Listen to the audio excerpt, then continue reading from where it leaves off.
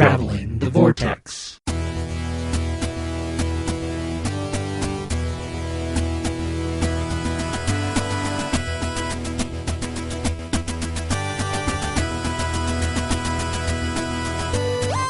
We've joined the Doctor as he travels the Vortex and landed at episode number 85. And I'm about to go on holiday. I'm Keith. I'm Sean. And I'm Glenn. I'm also the only podcaster at this table that Simon Fisher Becker follows. Sean thought he was gonna get a reprieve. Friend of the show, Simon Fisher Becker, and personal friend, because he follows me. Oh, it makes him a personal friend now. Well, next week I'll be having tea with Simon. Sounds brooding now. I'm Keith. We did that. Oh, yeah, we did. Simon, I've been following you since Gallifrey. I was too busy laughing. I mean, your Twitter account, you're I have entitled an to follow whoever excuse, you want. at least. I just now realized I wasn't following him. I So just started following tonight. him in the past week. Maybe it's a new thing. He's starting to follow back.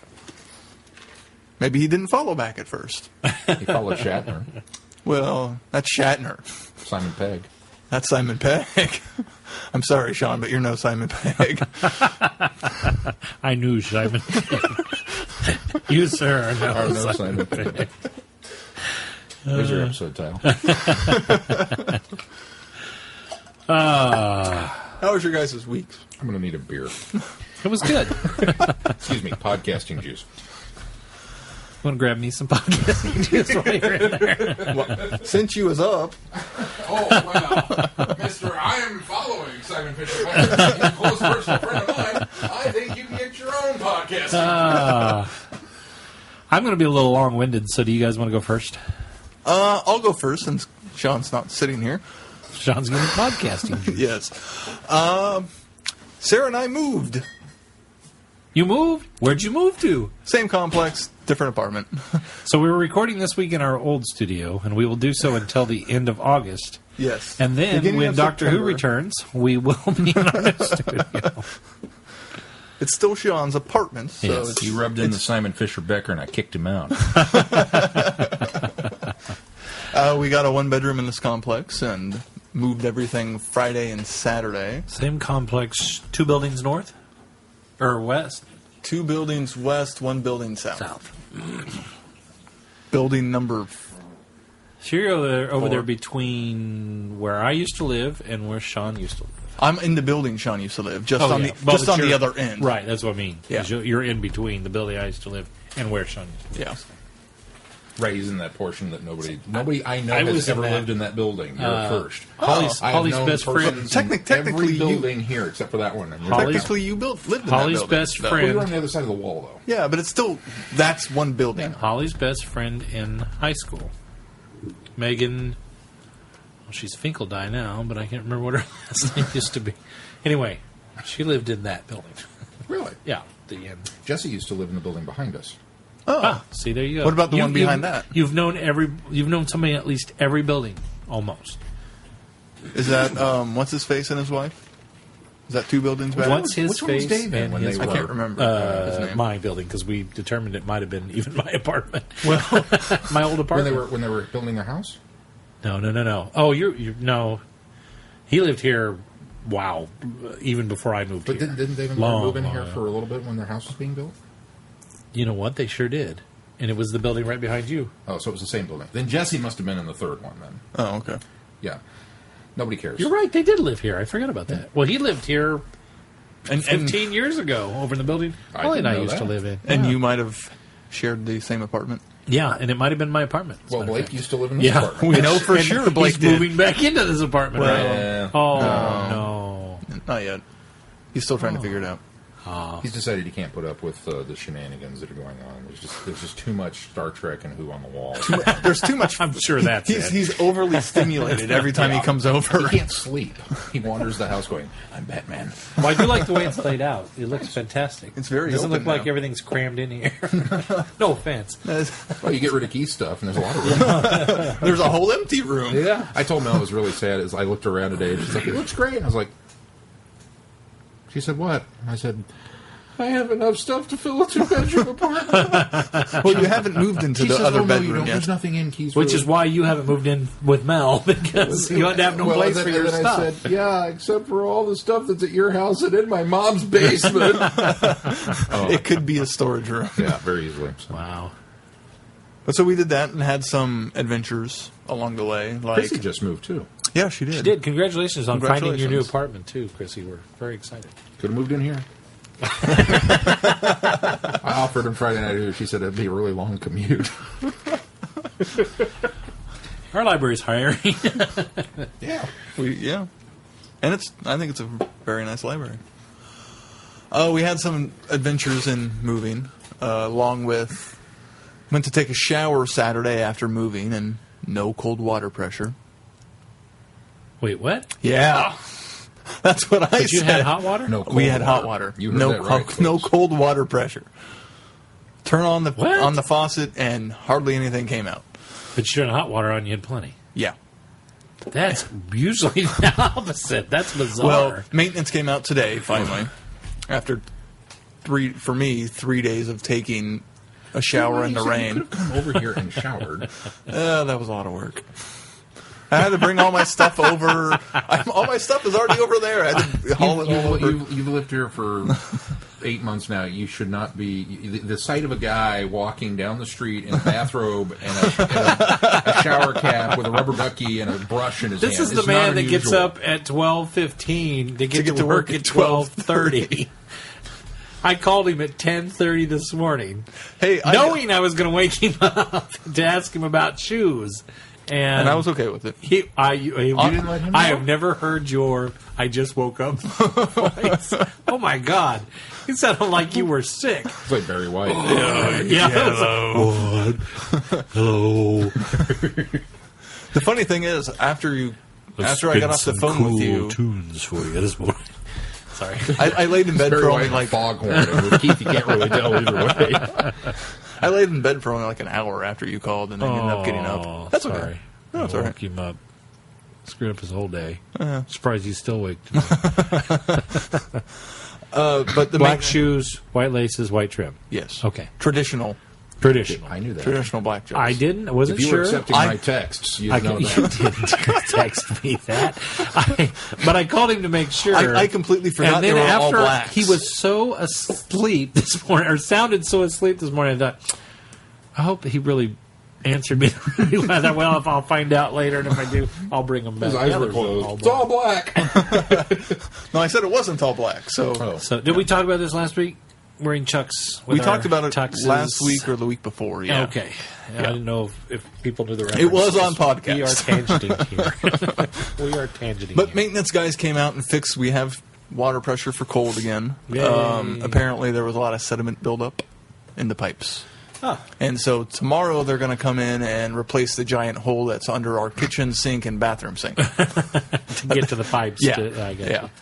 I have to tell a story. So the people that lived in the apartment before you was just dealing with it? That's the weird That- thing. that- I you don't- notice when you move into places and there's those weird problems, and it's like, Okay. oh, it's this. I went and checked they my fix it, mail. but then it's like, how did you not get that fixed before? Did nobody say anything? Wow. I went and checked the mail the day we got the key. Just, okay, let's see what's in there. Clean it out. 3 electric bills. Or 3 letters from the electric company in there. Wow. So I don't know how long this guy had actually been gone. Well, maybe That maybe for a explains while. that. I came home and there were 3 electric bills on the counter that weren't ours. And I was like, wow, the mailman screwed that up. So I took him down to the office and said, you need to give these back to whoever. Because I'm not sure what they were thinking. I mean, if it's normally in the same building and they just got the wrong apartment, I'll just run it down and knock on the door and go, here, this is yours. But this one was like, man, that ain't even my building. was a I didn't wrong even building know the altogether. address. Well, that was before you'd ever been over there, too. Well, I still don't know the address. I just know where you live now. Yeah. But we got everything moved, and since we didn't record last night, I was able to get everything in a way that we're not drowning in boxes. Oh, good. Whoops. Sorry. Shut up, Siri. It was something Twitter. I would have done Sunday afternoon, but I had other plans because it was my birthday. Yes, and happy birthday to you, Thank you. Keith. Thank you very Belated, much. one day late. But Happy birthday, Keith. One day late. Of course, we could have wished you a happy birthday on your birthday. If we'd recorded on your birthday. Well, we knew we were recording on my birthday. Somewhat. Keith knew we were recording. I knew. Just like Sean says, yeah, we can record when I get back. No, we're not going to. It's going to be another day. Unless it's a Saturday. Well, I'll talk about me later. So what'd you do for your birthday? Went to lunch with my dad, who helped me move everything, as did Sean, Mel, and Jesse. So thank you very much. You helped a lot. That made 3 trips, 1 trip. Well, Mel has a nice car. So Keith's the only person I've known that's moved in shifts. His first shift was with Sarah and her folks. Well, his second shift was him and his folks. Actually, I didn't even help Sarah and her folks. Well, that's what I'm saying. Yeah. No, I mean, the 2 of you combined was shifts. And then the third shift was you and Mel. And we got the which was the same day, at least. We got the leftover dregs. You know, that last little bit of moving where you're like, oh, yeah, I got to get that off the wall. Throw it in a box. Yeah, that's the stuff that we got. So I feel bad because I told him ahead of time. It was like, dude, it's been a rough week. And with everything that's been going on, I said, normally I'm all about moving. I love helping people move. Oh, why don't you just come move all me next time we... it's my least favorite thing to do ever. I think I'm going to hire a mover. But I'm so glad I was out of town this weekend. I hate moving myself. I hate moving anybody. You know that I've got a pickup truck? I'm going to end up being the one that gets asked to move. You're lucky my dad has a pickup truck. Oh, yeah, that was nice. Well, but I was out of town anyway, so I guess you could have come over and got it. Do you know why I love moving people? Because you get to vicariously look through their stuff. Vicariously? No, you actually get to look through their stuff. But it's well, not only to some extent. You don't get to dig things out of boxes. I do. You asked me to help you move. It's free reign, baby. On my back in this before I pick it up. But I mean, you get help me move. I'll buy you a steak dinner. No, thanks. I'm good. you get to see what they got. You know, and that's always kind of cool. Oh, yeah, okay. You know, other than just normal friend stuff, you got the boxes. But then they buy you pizza. And beer, usually. That's kind of the friend thing. Hey, you can help me move a bike. Okay, so there's a free meal in it. And then if you drop something, they can't be mad at you. Which he kept threatening to do with my coffee pot. If you drop something, they may not ask you to help them again. Even bonus. I've already looked at your stuff. I don't need to help you move again. You don't have anything worth dropping.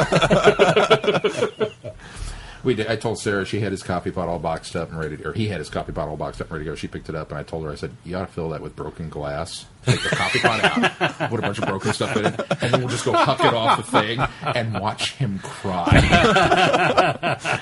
And she gave me that look like, that's not very nice. And then she smiled. Yeah. Guess what you're getting into.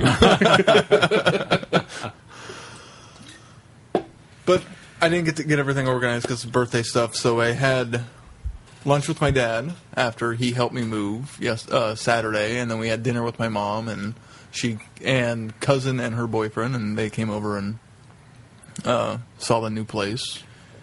Your mom and her boyfriend, or my mom mom's and cousin's boyfriend? My mom, my cousin, and my cousin's boyfriend. Yeah. There you go. Okay. And I got a lot of good gifts. I got an awesome T-shirt, which I tweeted about. Cool. Sean was very gracious and got me the Planet of the Apes collection on Blu-ray. That's from me and Mel. You and Mel, yes. Mm-hmm. Is that? No, it's the same one. Well, it's the same one. That's what I meant. Yeah. I knew your stuff was gone. Is that what that is? Is the same? And I'm so looking forward to watching it. Oh, I love the sparring. I like the yeah. And it matches the Rise of the Planet of the Apes box, which cool. I think is cool. I think. I don't know. Somebody took the Rise of the Planet of the Apes. It matches the font. Yeah. It's similar. Well, the font's always been the same font. But. Well, I mean, the Rise is kind of a... well... I have to put it next to it to really compare. How much was this? I can't divulge that right now. I'll tell you off mic. Oh, okay. Sarah got me a new wallet. I'm wondering if I want to ask for you to get me this for me next year. Mel and I will go together and get you a gift. All right. So thank you, Sean and Mel, for that. I'm very much looking forward to diving into it. Unfortunately, by myself, because Sarah finds the old ape movies creepy. Even the old crappy Tim Burton Planet of the Apes. She didn't is the even same watch font. that one. Well, but that's what I'm Oh, saying. the It's font, the same font. yeah. Yeah. Well, it's because it's an apes movie. They're on that font. And Sarah got me a very nice wallet and Firefly on Blu-ray. Ooh, Yes. on Blu-ray. On Blu-ray. You had it on DVD? Once Upon a Time. What? Oh. Yeah. Really? Once Upon a Time. Dude, if I'd have known that, I'd have bought you that. I wanted the Blu-ray. I'm glad I didn't, but Yeah. because you had two. I didn't replace it. I never replaced it on because I wanted to get it on Blu-ray and just couldn't bring myself to spend the $62 for it. And luckily, I alerted Sarah to a great deal at Best Buy and planted that seed. But she did it really well in the fact that she told me, I went there and they were all out. There was like only one per store. So I honestly believe that she didn't have it. Like, she couldn't get it. I got the same bull story about Arkham City because I told them because Mel and Julian were all like, "Oh, we're going to go Black Friday shopping," and I'm like, "Have fun. I ain't going out. Right. No." And I said, "Well, is there anything you want?" So I kind of thumbed through the ads. I was like, honestly, the only thing that I would care about is Batman Arkham City because Walmart's going to have them for $15. But I'm not going out there to get it. So if you happen to be in that area when that particular doorbuster starts, sure, I'd like to have that.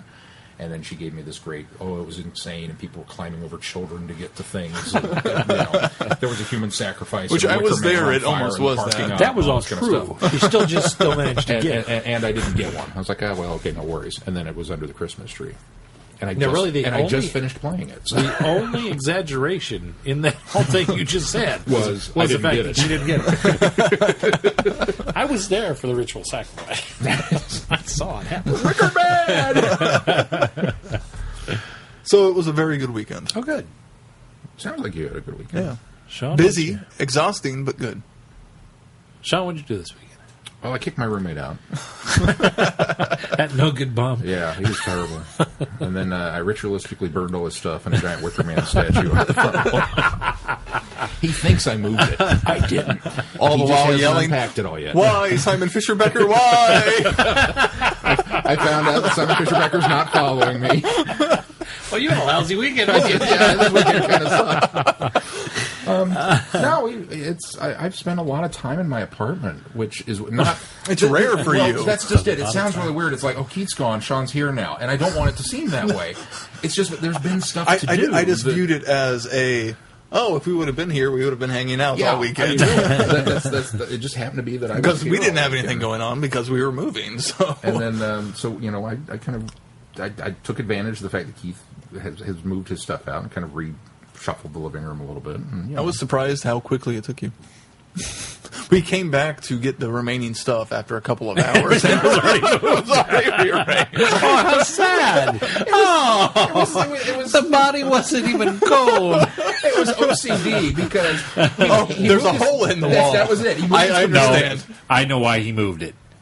Because he knew if he didn't move it, he'd have to vacuum those spots. The sooner you move it, you hide the I was dirt. planning on coming back and vacuuming my bedroom, and I went in there when Katrina was in there and saw that you already did it. So Aw. I had every intention of coming back to do it.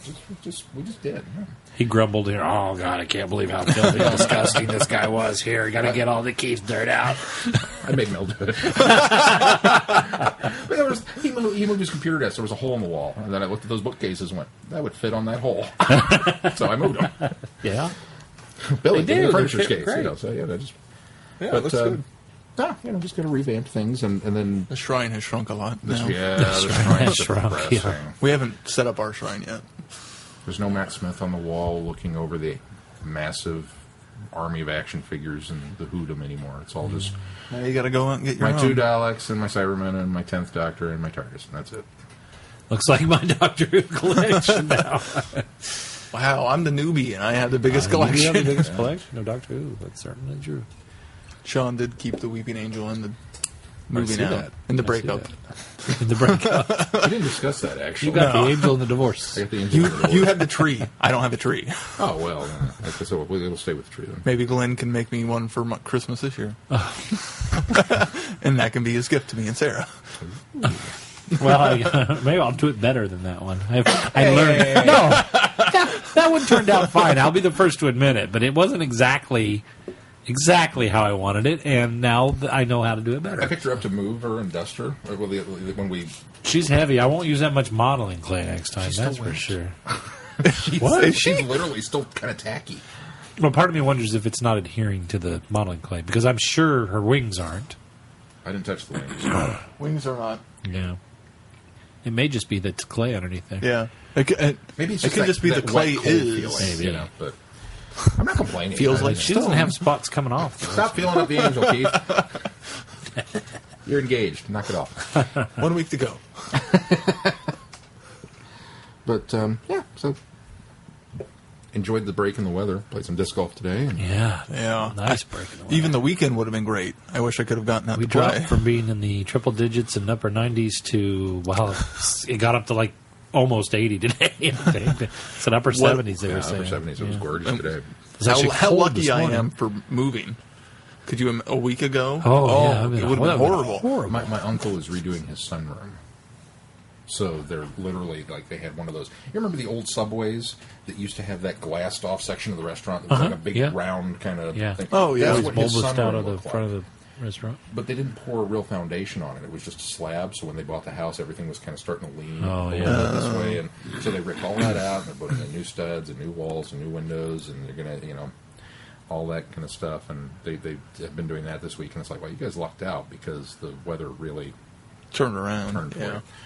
The story I was going to tell, we also had Adam's birthday party this weekend. His birthday is Wednesday, a friend of ours. And so we went over to his place, and he was all proud. And I'm going to bust him on this because it was the funniest thing I have seen in a long time. He's down in his basement, and he's so proud because he's hardwired his Xbox to his internet. And he ran Cat 5. Now, his internet and his modem are in his office, which are on the other end of the basement. So he put the thing together, and he put it up in the ceiling, and ran the tubing down, and got this really long Cat 5 cable, and snaked it all the way down this I-beam that goes the entire length of the house, and then dropped it down, and then refed it through the next room, and did all this kind of stuff, right? So he gets in there, and he's got it all measured out, and he's taking us down there. He says, yeah, so then I ran it through here into this. Now, he points at this section of the wall above the, where the I-beam is, and there's a hole, and another hole, and another hole, and another hole, and another hole in the drywall. Now, the drywall's all put back up into place, but you can see the cut marks where all this stuff's been cut out. And I said, which hole did you drill? He goes, all of them. I said, what happened? He says, well, I drew this hole first, but there's a 2x4 back there that the I-beam's sitting on, so I couldn't get to the cable. So then I had to draw another hole over here, and I thought I could reach up and get behind, but my hand's too fat, so I had to drill another hole over here to knock that section out a little bit harder to get my hand in there. And then I grabbed hold of it and realized there's a 2x4 that runs this way along the I-beam into the cement wall. So then I had to cut this other hole so that I could drill a hole in that I-beam and then stick the thing through. The last hole that he cut, I kid you not, is drill-shaped. It's a big, gigantic... And I looked at it and was like, yep, that's what... Just fit right in there. And then he put it all back up. And apparently his wife, Amber, came down and he said, look what I did, honey. And she started crying. Oh. I will admit, this is his birthday party. He's got a bunch of people over. I was probably not the best friend in the world because immediately I went upstairs and I'm like, dude, come here and check out the hole in the basement. It's drill-shaped, man. So we had a good laugh over that. You mentioned your hardware things that you have to fix. It could be worse. It's true. At least your hole's under the sink. Yes. And I don't have to fix it myself. Yeah. How was your reunion? The non-Bartlett. It was reunion? good. I actually went on holiday this last week, and my mom and my dad and my sister and her 2 kids took my 2 kids on Wednesday, and they left for Springfield, Missouri, and they stayed overnight down there, and then they drove on to Branson, where we rented a condo for the whole weekend. Now, Springfield is Lambert's home of the throwed rolls, right? It is, yes. In fact, we ate there. Actually, that's Ozark, but it's actually in Ozark. But Ozark's Did you get like 5 minutes from Roll Springfield. thrown to you? Mm-hmm. Absolutely. Well, I'm Did getting you there. did you know that if you don't eat, they don't throw the rolls? Why wouldn't you eat? I stopped in specifically to get a roll thrown I at see. me. I see. Like, No, we you just have eat. to eat. I didn't realize that's where it was at. We passed out. Like, home of the throw roll. We got to stop and get rolls thrown at us. and they will not do it Yeah, if you don't they order a won't. meal. Yep. I was very disappointed. I think it's part of your meal. Surely you can pay for a roll. You put home of the throat roll on the sign, and really, I mean, it's a big sign. You can see this all the way down the highway. Yep. You put it up there. I should be able to walk in and go, can I get half a dozen rolls? And I'm going to sit over here, and you chuck them. There should be a service for that. Anyway, So they went down Wednesday night, stayed in Springfield, drove to Branson, checked into our condo, and then they took the kids to Silver Dollar City on Thursday. So Holly and I had the house to ourselves Wednesday night, Thursday all day, and then we got up Friday morning and drove into Branson ourselves and met them in Branson and spent the day. And so first day we got there, we took in the Hollywood Wax Museum, which is... That must be pretty relatively new. What is it? No, No. it's been there for years and Has years. it really? 'Cause, yeah, I missed that. he remembered taking a picture as a kid. There's there. a picture of me 5, 6, maybe 7 in front of the Frankenstein monster, looking terrified. Were you terrified, or are you just looking terrified? I probably was terrified. Now, it may have been in a different location. That's very possible, and yeah. it's expanded greatly. Yes. Because what it is it's the wax museum, and quite honestly, the wax figures aren't that great. Madame Tussauds is no, it's not. The Madame Tussauds is hands above better. However, the nice thing about this is all of them are. Tussauds does it to a point, but all of them are posed in really nice, like, background settings. So the background is so you go through Tussauds and there's some of them have a nice little background or theme to it, And some of them are just standing. Some of them in are the just lobby. standing Yeah. there. You know what I mean? And even in a room as you go through, and some of them have no rhyme or reason. These are all. I mean, the rooms are themed. Very it's atmospheric. It is very atmospheric, and that's what made it a lot of fun. So, and you can tell who's who. I mean, they look similar to the actor they're supposed to be. But so we walked through there and took pictures and had a grand time. And I'll have to post Caitlin's. The coolest thing I think is there's a giant King Kong in the foyer. Ooh. And the first thing you do is you walk up and you stand behind his hand, and it looks like he's grabbing you. And he's smashing through the wall. And so there's a picture of Caitlin where she's going like hands up like he's grabbed her and she's Fay Ray. Is it new King Kong or old King Kong? It's kind of a meld between the new and the old, I think. It's Wait, when we talk new, it's a are we little talking Peter fancier. Jackson? Yeah, it's a little Okay. fancier than the 30s Kong, but it's Because there's been another one in between. yeah, Peter the 70s Jackson. Kong Yeah. with Jessica. Oh, you're talking the Jeff Bridges one. Jeff Bridges, Yeah. Jessica. Why can't I think of her last name? trying to pull it up. Anyway, and so I don't know. It's kind of a.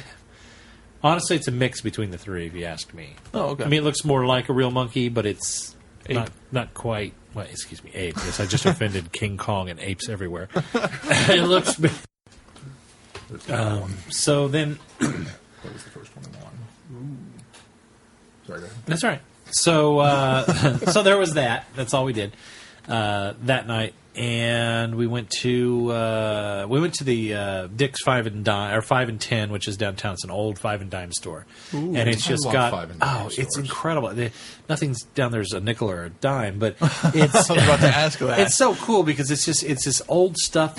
Not old, but it's stuff that you just don't get. It's stuff from your past. I mean, I picked up an oversized jawbreaker that's about the size of a baseball. I picked up one of those compressed powder candy suckers.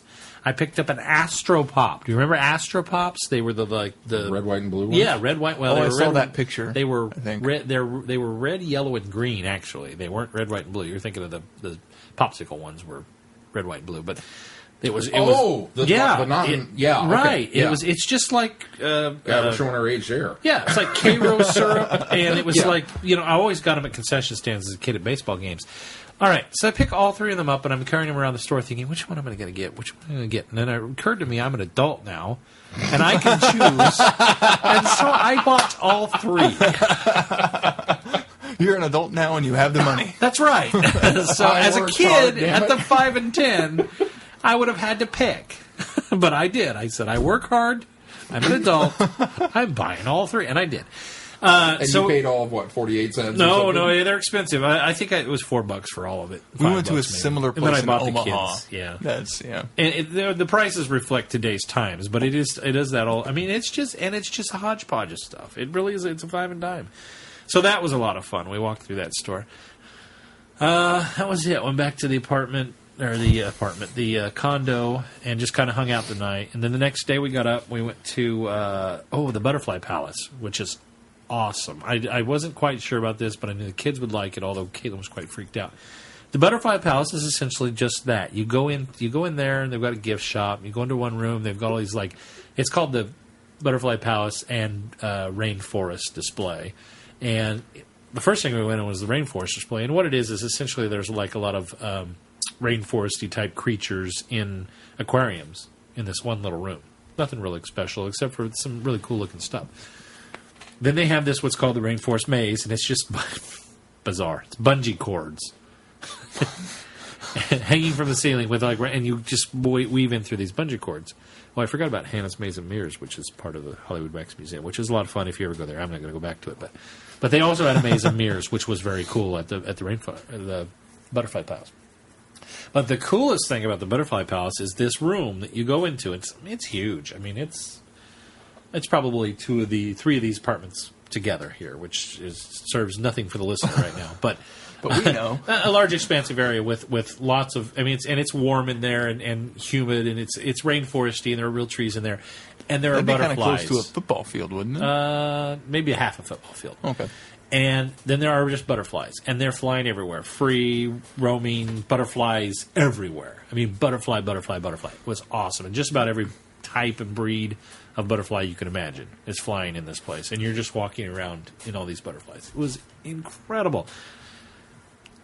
That I would highly recommend to anybody going there to make sure you take in the Butterfly Palace. Now, you've been to Omaha, the zoo. I have been to the zoo. Now they've got that butterfly. We never went in there. Really? Yeah, we never Neither did we, actually. We did not go in there. Okay, same setup, but it sounds like there may be way more butterflies in yours. The first time I went to Omaha, there were a ton of butterflies. This time I went, there weren't very many. And, of course, they've got people standing at the door to check you when you come in and out. Because sure you can't, they're not hitchhiking. You can't take them out. Don't step on them. Don't step on them. And if they land on you, you have to have somebody come over and take them off because you're not allowed to touch the butterflies either. So, yeah. So why was she freaked out? She just... That's something she didn't want them to land on her, I think was the idea of it. I was wondering if that's what it was. She was quite creeped out by that. But she did just great. She walked through it with no problem. So anyway, so that was awesome. And then around the corner of that, they have what's called the Coconut Tree Climb. I saw pictures. And it's that one of these. So cool. It's two fake trees, but they've got the little knobs on them that you can climb up, and they put a bungee on you, and you climb up, and then you ride the bungee down. Both my kids made it about 2/3 of the way up, so I was impressed. Oh, cool. My Nice. kids are not very athletic. How far did you make it? Well, I did too. The kid, it's only for kids. Unfortunately, I couldn't climb. I was sad. I would have loved to have done it. And that's really impressive for Mason. Yeah, considering how young he's he a is. little guy. He's only 4 years old, and he got up as high as Caitlin did. My niece and nephew actually made it to the top of the tree. Now, of course, my little niece, she's like a monkey. I mean, that thing, she was up that tree in like 2 minutes. I mean, it was no time at all. So. And then we went to lunch at a place called Pizza Planet, which was not Pizza Planet, Pizza World, not to be confused with the Toy Story Pizza Planet. That's why I wondered where you're going with it. Pizza World, which was fantastic buffet pizza. It's like, CC's, you go in there and you expect a certain quality of pizza. This was way above and beyond. It was so much better. Really good, really great prices. Then we went to Ripley's, believe it or not, which was another thing that I was hesitant to do, but my sister and her kids wanted to go, and I thought, all right, well, whatever. And we went, and it was really enjoyable. Those are fun, little music. I mean, because there's very few things that are authentic, but the displays are done in such a way that they're entertaining and fun and informative, and that's really neat. They do have an authentic shrunken head there, so you get to see that. And, they had a two-headed calf. It wasn't live, obviously, but that kind of the kids weren't freaked out by that? No, they were fine with that. They didn't have a problem. The one thing that freaked my daughter out was they've got this one room that is like on a slant, and then they've tilted it in such a way that like the architecture is done in such a way that it disorients you as you walk through the room. Yeah. So that bothered her a bit. It's got this the vertigo effect. Yeah, exactly. And it's got this really cool thing where there's two balls, and there's a ramp that goes up. and you put the balls at the bottom of the ramp, and of course they roll uphill or appear to be rolling uphill, which is kind of cool. So went through that, had a lot of fun, and then that night was when we drove up to Ozark, which is about 30 miles north of Branson, and went to Lambert's, home of the throat roll. Home of the throat roll. And they threw rolls at us. And my kids absolutely loved it. Mason just had a blast every time they throw rolls. Of course, I'd have to catch them for him because they're like as big as his head. But they're huge rolls, and they're really good rolls. Mm-hmm. And the coolest thing is, though, you order, and I mean, mine came out in a skillet. I mean, that was literally this big. I mean, well, what did you order? I had pork chops. What I had, smoked. You get two sides, so I had green beans and cottage cheese. I don't know why I ordered cottage cheese, but nothing wrong with cottage cheese. Yeah, I know you're a big fan. Anyway, but then they have what are called pass-arounds. And that's where they just come by your table with a big bowl. And one thing is macaroni and cheese with tomatoes. Fantastic. Never had it before. Wonderful. Fried potatoes. Fried okra. They just carry these big vats around. Ask you if you want some. Dip it on your plate. It's like a side dish. Man. It was incredible. I don't remember that when I went. Loved it. All of the cups, I don't know if you saw my pictures online, all of your cups that you filled were those big 32-ounce mugs. You know, the ones that you get in the convenience store that are insulated, and you fill those up, and they last you all day long. Big old 32-ounce mugs. That's what your drink was in. And they come back and fill it up. I mean, you're not for a want leaving there for food. When you've gone, you should be totally stuffed. It doesn't matter what you've done. You should be completely stuffed. So we did that. And then the next day we got up and I left, not stuffed. Went to the pool. Well, yeah, but you didn't buy a meal.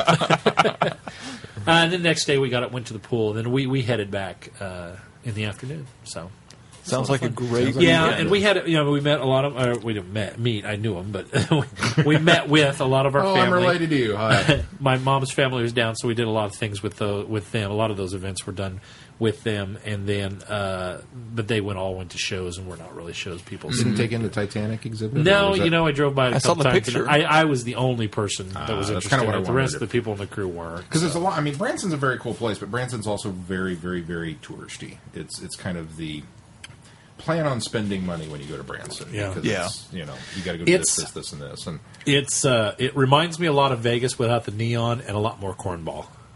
I mean, it really is. And family friendly. It is family friendly, but it's really gaudy. I mean, no, it's just enough gaudy. Does that make sense?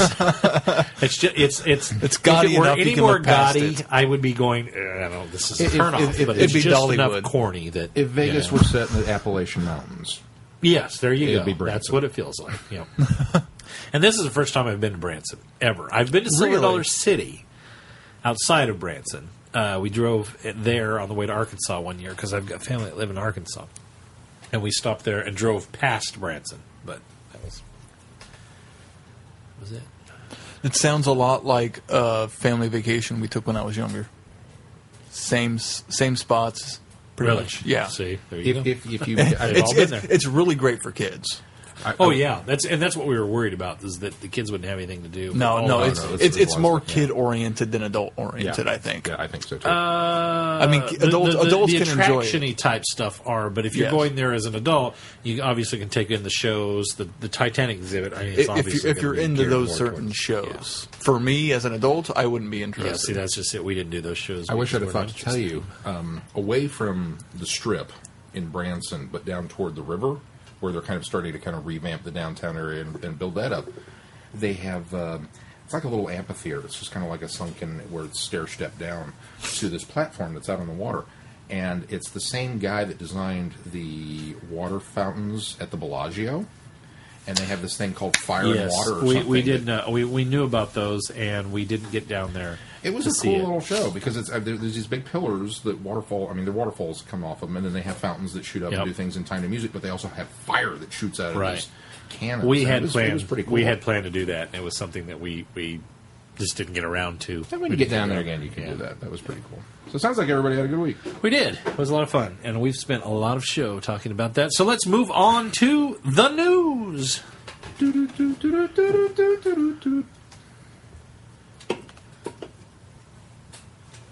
Well, we talked about Keith's birthday just a little bit ago, and so somebody else we know is celebrating a birthday this week. As a matter of fact, today, right? Yesterday. Yesterday. Well, Same day. Did we know that? Not until he reminded us. I Facebook commented I on knew him it and and had sent forgotten. him. And Phil, we I had planned to didn't wish you a remember happy last year. birthday on your birthday. However, because I was out of town, we're recording a day late. Nice cover. He'll never notice it. You can edit that out, right? Anyway, happy birthday, Phil. Happy birthday, Dr. Who Phil. just turned, 21? 22, Phil? Yeah, that seems about right. I think that's right.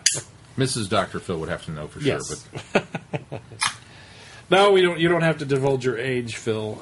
But I'm sure there have been how old are you, Keith. 28. Is that all? That's all. He's a young pup. I know. I'm in my late 20s now. How old are you, Sean?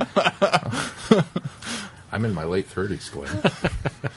Guess what, Sean? I'm in my early 40s. So there. All right. Let's not complain about the young age. You know, we didn't get to do it for mine. Are we giving you a Logan's Run birthday party when you turn 30? Oh, we should. We definitely should. I'd be up for that. I'll keep that on the. Put a crystal in your hand, and then sacrifice you in the ritual fire of carousel.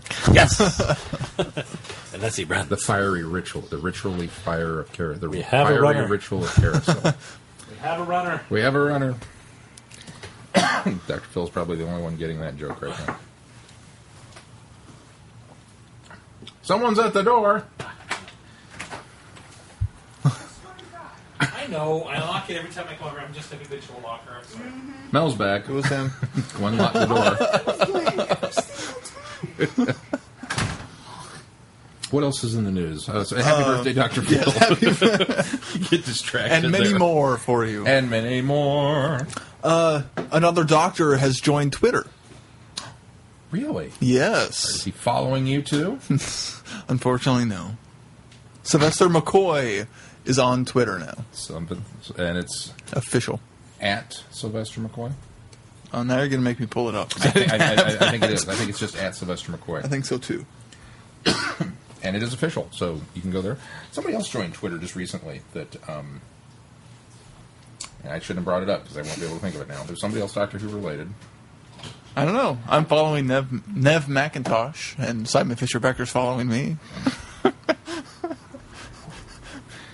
Would you like some salt? Yeah, okay. What else is in the news? It is at Sylvester McCoy. It is at Sylvester McCoy. So follow him on Twitter. Also, more galley guests. There were more galley guests announced, which I feel bad because this is actually kind of old news now, but literally it happened like immediately after our podcast came Like out. an last hour week, like after. after the Yeah. news. Who's coming Really? to galley It came guest? out Monday night? That late? It was, yeah. So, no, I mean it was An hour after our podcast hit the feeds or after we recorded? after we. I don't know. I don't know. It was after our podcast. It was very quickly after our podcast. Because we finished that show at about 1:30 in the morning. So Yeah. galley guests would have had to come out at 2 or... Well, they are 2:30. California time, Oh, that's right. It would have been 12:30 there. so maybe it was. Hey, we're posting this at midnight on such a such day. Yeah, that's At true. any rate, Finn Jones, best known as Santiago Jones, the grandson of Katie Manning's Joe Grant, who apparently teams up with Liz Sladen and Matt Smith in the Sarah Jane story Death of the Doctor, which we haven't got to review yet. However, I was wondering, why is this person... grandson of Joe Grant. Okay, great. But why? he's apparently also much more prominent as Sir Loras Tyrrell, the Knight of Flowers on Game of Thrones, which I don't think we've got to that I don't yet think we've either. got to him either. yeah. Because we didn't get another Keith. Oh. I have such hard trouble keeping track of everybody on that show to begin There's a with. lot of people on that show. And a lot of complicated names. Bruno Langley. He played Adam Mitchell in Dalek in The Long Game. Oh, Adam, yay! The Almost Companion.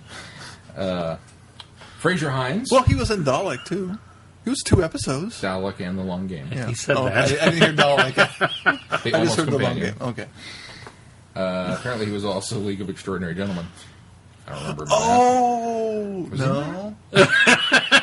I thought he was the young kid. No, he wasn't Tom Sawyer. Okay, I don't know who he He was. said the light bulb went off and then dimmed real slow. It went off and then blew. No. No. Wrong. Fraser Hines. Yay! Jamie, I think he's been at Galley a couple times. Has so been at too. Galley. Yeah. And it was supposed to have been there last year. He and was. Unfortunately, but he had complications to back pulled out. him. Frances Barber, also known as Madame Kevorkian, or Eye Patch Lady. Not Kevorkian. Not Kevorkian. Patchy. Nev McIntosh and Katrin Stewart, who were Madame Vestra and Jenny, Yes. are going to be there. Excited for that. Dan Starkey, who apparently has played just about every Sontaran in the new series, including Commander Strax in Good Man Goes to War. And the big one, well, at least big so far, Sir Derek Jacobi, the Master. Ooh. Well, Yeah. Well, he yeah. was. He was Yanni. He was Professor Yanni. Yanni Professor and Yanni. 5 minutes of the Master. Yeah, well, but he was the master the whole time. Yes. We just didn't know. Yeah. And interestingly enough, he was the Master once before. He was. He was the voice of the master in Scream of the Shotgun. Oh, yes, that's right.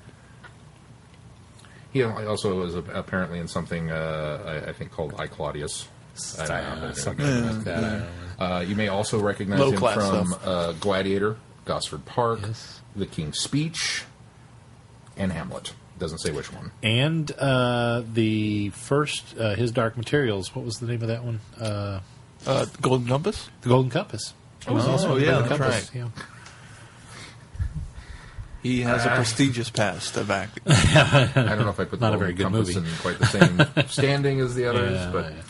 So I heard the book was good. Now, you know what this means. We've got the Sontaran, we've got the Silurian, we've got her human assistant, and we've got Eye Patchy, all from Good Man Goes to War. Who's missing from this group? Simon Fisher. Simon Becker. Fisher Yes. Becker. Simon, you got to go back to Galley. But first, you need to walk yourself over to your computer. Why don't you send him a message on Twitter? Get on Twitter and follow me. I feel bad because he brought it up and it was turned into one of those, it was a good-natured thing, and then I really did. I started stalking Simon Fisher Becker's following list to find out if I was in there, and it's this kind of weird obsession thing at the moment. So. But yeah, so new Galley, yes, and of course with Galley, always more to come. So they're just Yes. ramping up for what they are calling the biggest year ever. You know, aside from the Galley guests, all of this is news to me because I've been kind of off the grid. However, the next bit of information we have is a bit of non-information, and We that's the fact that Still don't have a still release no date. release date. BBC, And apparently there's a reason why August 25th now is not panning out at to be least the for date. BBC America. We assume that they will do as they did last year and air on the same day. BBC America has posted its schedule up to August 27th now, and on the 25th there is no Doctor Who aside from the Destinations of Doctor Who special. BBC One hasn't posted that far out yet. They're only up to Wednesday or Thursday of next week. So Should we post You are a the major- speculation warning? You are a major corporation in charge of, an entire country's television viewing. Shouldn't you have your schedule posted a little bit further out than we? I feel bad if I don't have the Vortex schedule up for you people a week ahead of time. You're BBC. You don't have the schedule posted What yet? do you mean by you people? I mean, you people. So we're looking All right. probably at Sitting a in your September fat 1st offices or over at later Television Center.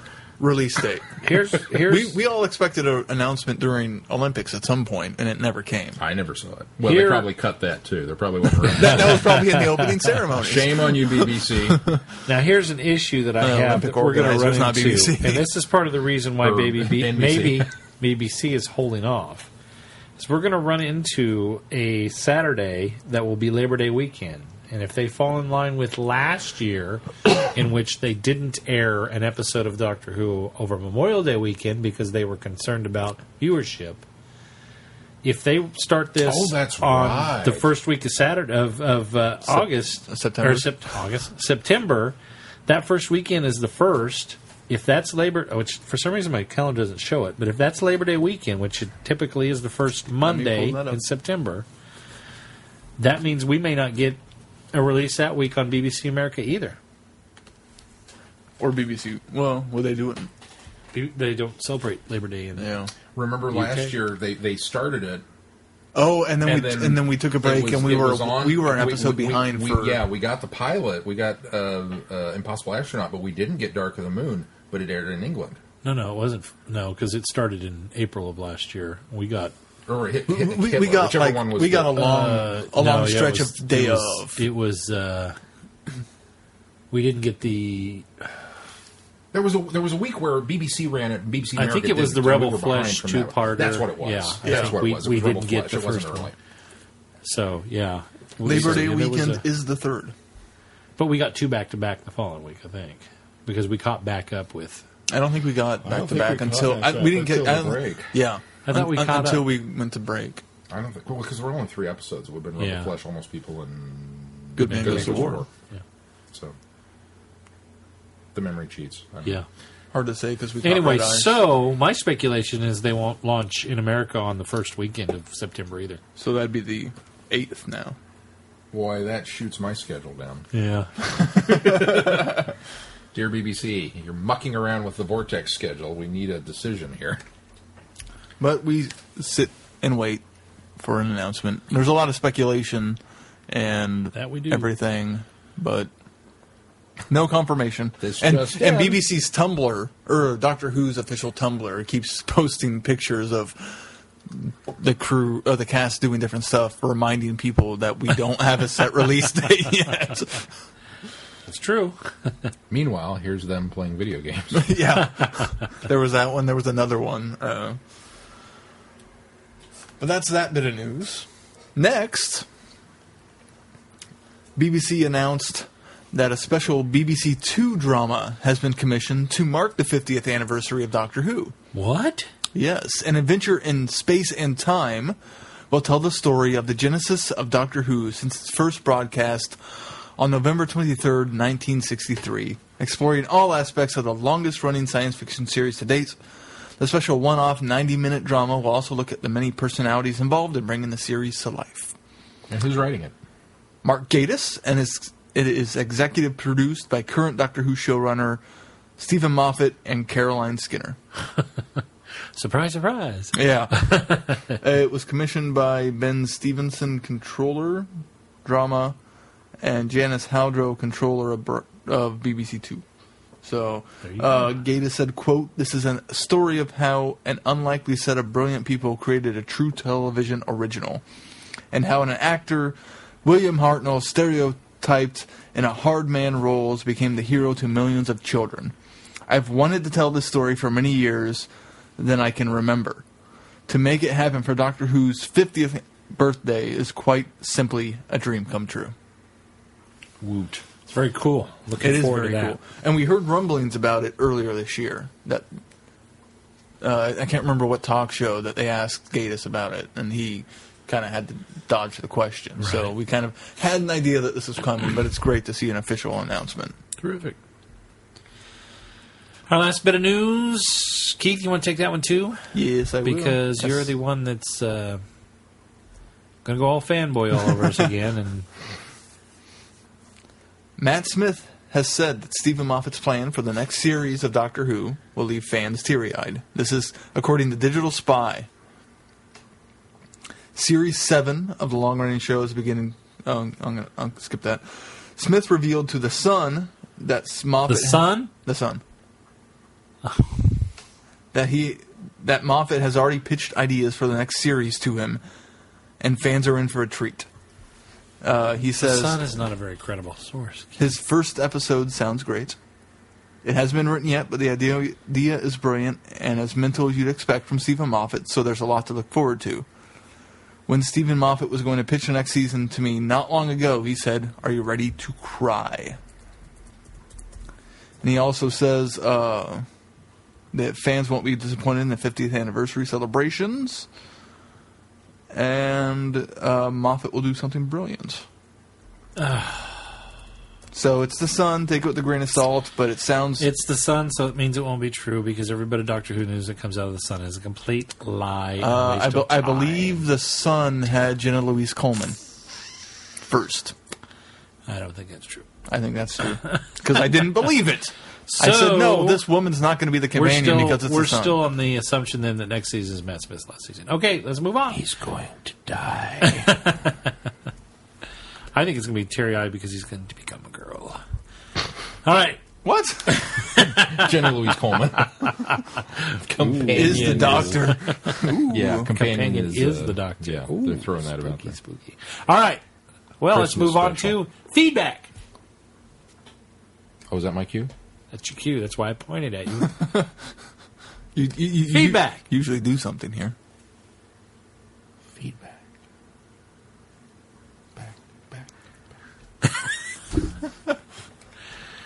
I guess I'll have to cue up the video and dub that in. I'm tired. Our first bit comes from Liam. And I'm reading it, and I'm not ready. I'm still depressed over Simon Fisher Becker. All right, give me a second. Feedback. I can get Feedback. We've got some feedback, but none of it's from Simon Fisher Becker because he's not following me on Twitter. I would read. Oh, this is the feedback. That is the This feedback. is the feedback right here. I haven't looked at this. In fact, I have. I got this and I went, oh, there must have been a problem with that email. All right. I don't think there was. Liam's feedback. I'm good. I'm glad that this is this way, and I'll tell you why in a minute. Don't make fun We of got us. no. This is great. Comment question. Great podcast. Keep it up. Thank you, Liam. Thanks, Liam. No, I'm glad this is short because we went so long on our what we did this week. So, thank you, Liam. We appreciate it, and I'm glad you're enjoying the podcast. And we will indeed keep it up. Memory cheats. I can't remember if this is Liam's first time sending in feedback. If so, welcome. If not, welcome back. Welcome back. And if not, thanks for sticking around. Your feedback was your ticket out. Our next bit of feedback comes from a listener who posted on our website. Yes. Are you looking at me to have that pulled up? I'll read it. Okay. Okay, then.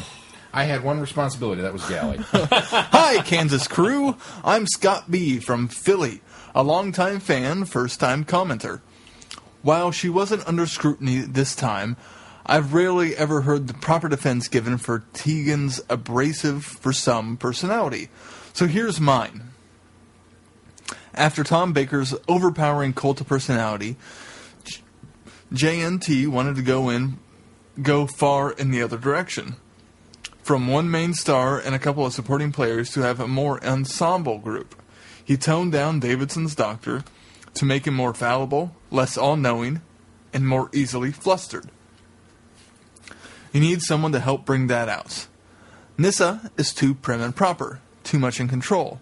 I like the character, and maybe I don't understand Trachonites, but not in the time she's confronted the Master after Keeper of Tracking. You think she'd... Okay, hold on. Have you read this yet? No. Close your eyes. Leave the room. But I'm reading this! Close your eyes and read the room. But I'm reading this! Go to your room. I don't have a room here anymore! Go outside. I kid you not. Go outside. I forgot. You're You right. haven't really read this already? I hadn't. Go away. Oh. All right. I completely forgot. I read the... I am sorry. Who is this? Philly. Or Scott. Scott, I'm sorry. I read this email and I thought... Philly. I thought to myself... I'm going to have to read that to prevent Keith from reading it so that he doesn't get this. And I'm sorry. Are you away? Yeah, the door just closed. He's away. Enclosed Keith in a soundproof booth. Okay, so here's the story with this. Yes, I understand that Keeper of Trarkin is, 30 years old? Yeah. How old is this episode? There are very, very few surprises in the Hooniverse left. And I don't know if Keith knows this one yet or not, so I've kind of been trying to hold out so that he doesn't know. It's like Caves of Adrazani. Don't tell him! I apologize. I'll continue reading your email, Scott. Maybe I don't understand Trachonites, but in time she's confronted the Master after the Keeper of Trarkin. You think she'd show much more emotion toward the man who killed her whole universe and now wears her father's body like a new suit. I'll say it again. This is in all capital letters, by the way. Yes. Wears her dad's body like a new suit. There's Adric. Enough said. Later there's Turlo, but by nature, he's less than trustworthy, even cowardly. And that leaves the Aussie girl. She grounds her doctor's sometimes overly carefree attitude. Sometimes she goes too far, but it's the first to realize and regret it. It makes her a more rounded character. She was sassy. She could be short-tempered. She was Australian. Okay, hang on. Should we bring him back in for the rest of the Yeah, we can bring him back at this point now. Keith, come back!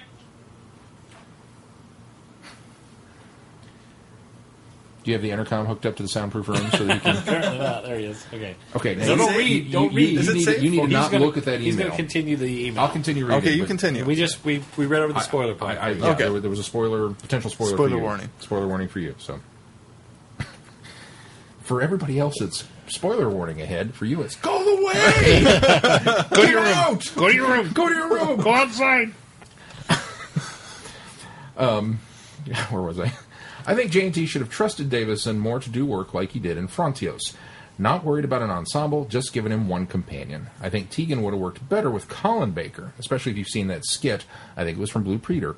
But I do like the way the Fifth Doctor and Tegan work together. She could push him to see more than his usually optimistic view on everything, and he needed that.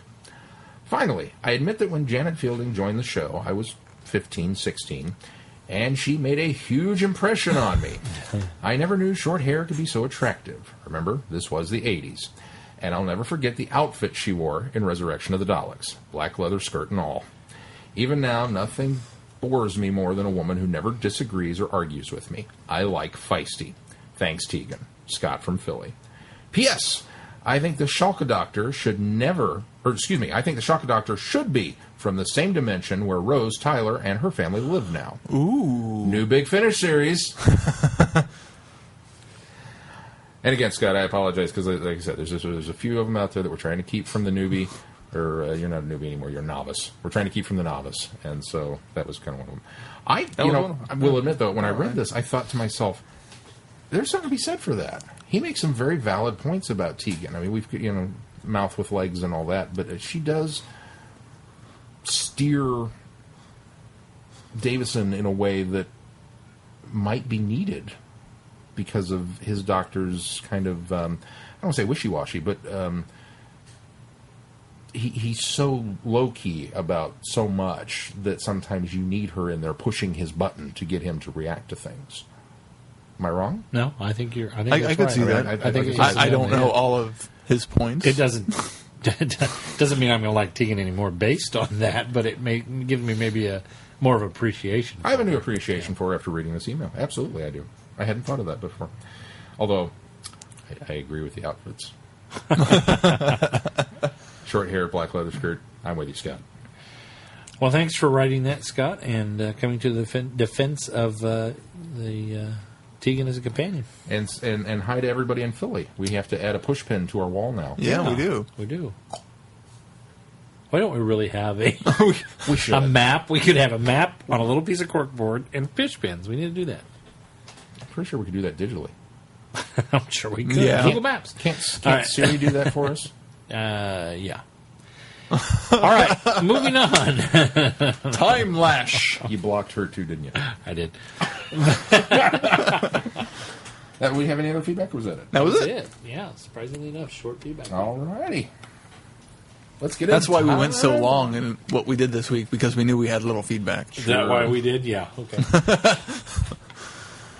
Timelash. The TARDIS gets caught in the Timelash, a powerful time corridor that brings the Doctor and Perry to the troubled planet of Karfel. The planet is on the brink of war and ruled by an insane and much-feared dictator who punishes the Karfelons by throwing them into the Timelash. But why is their leader never seen in person?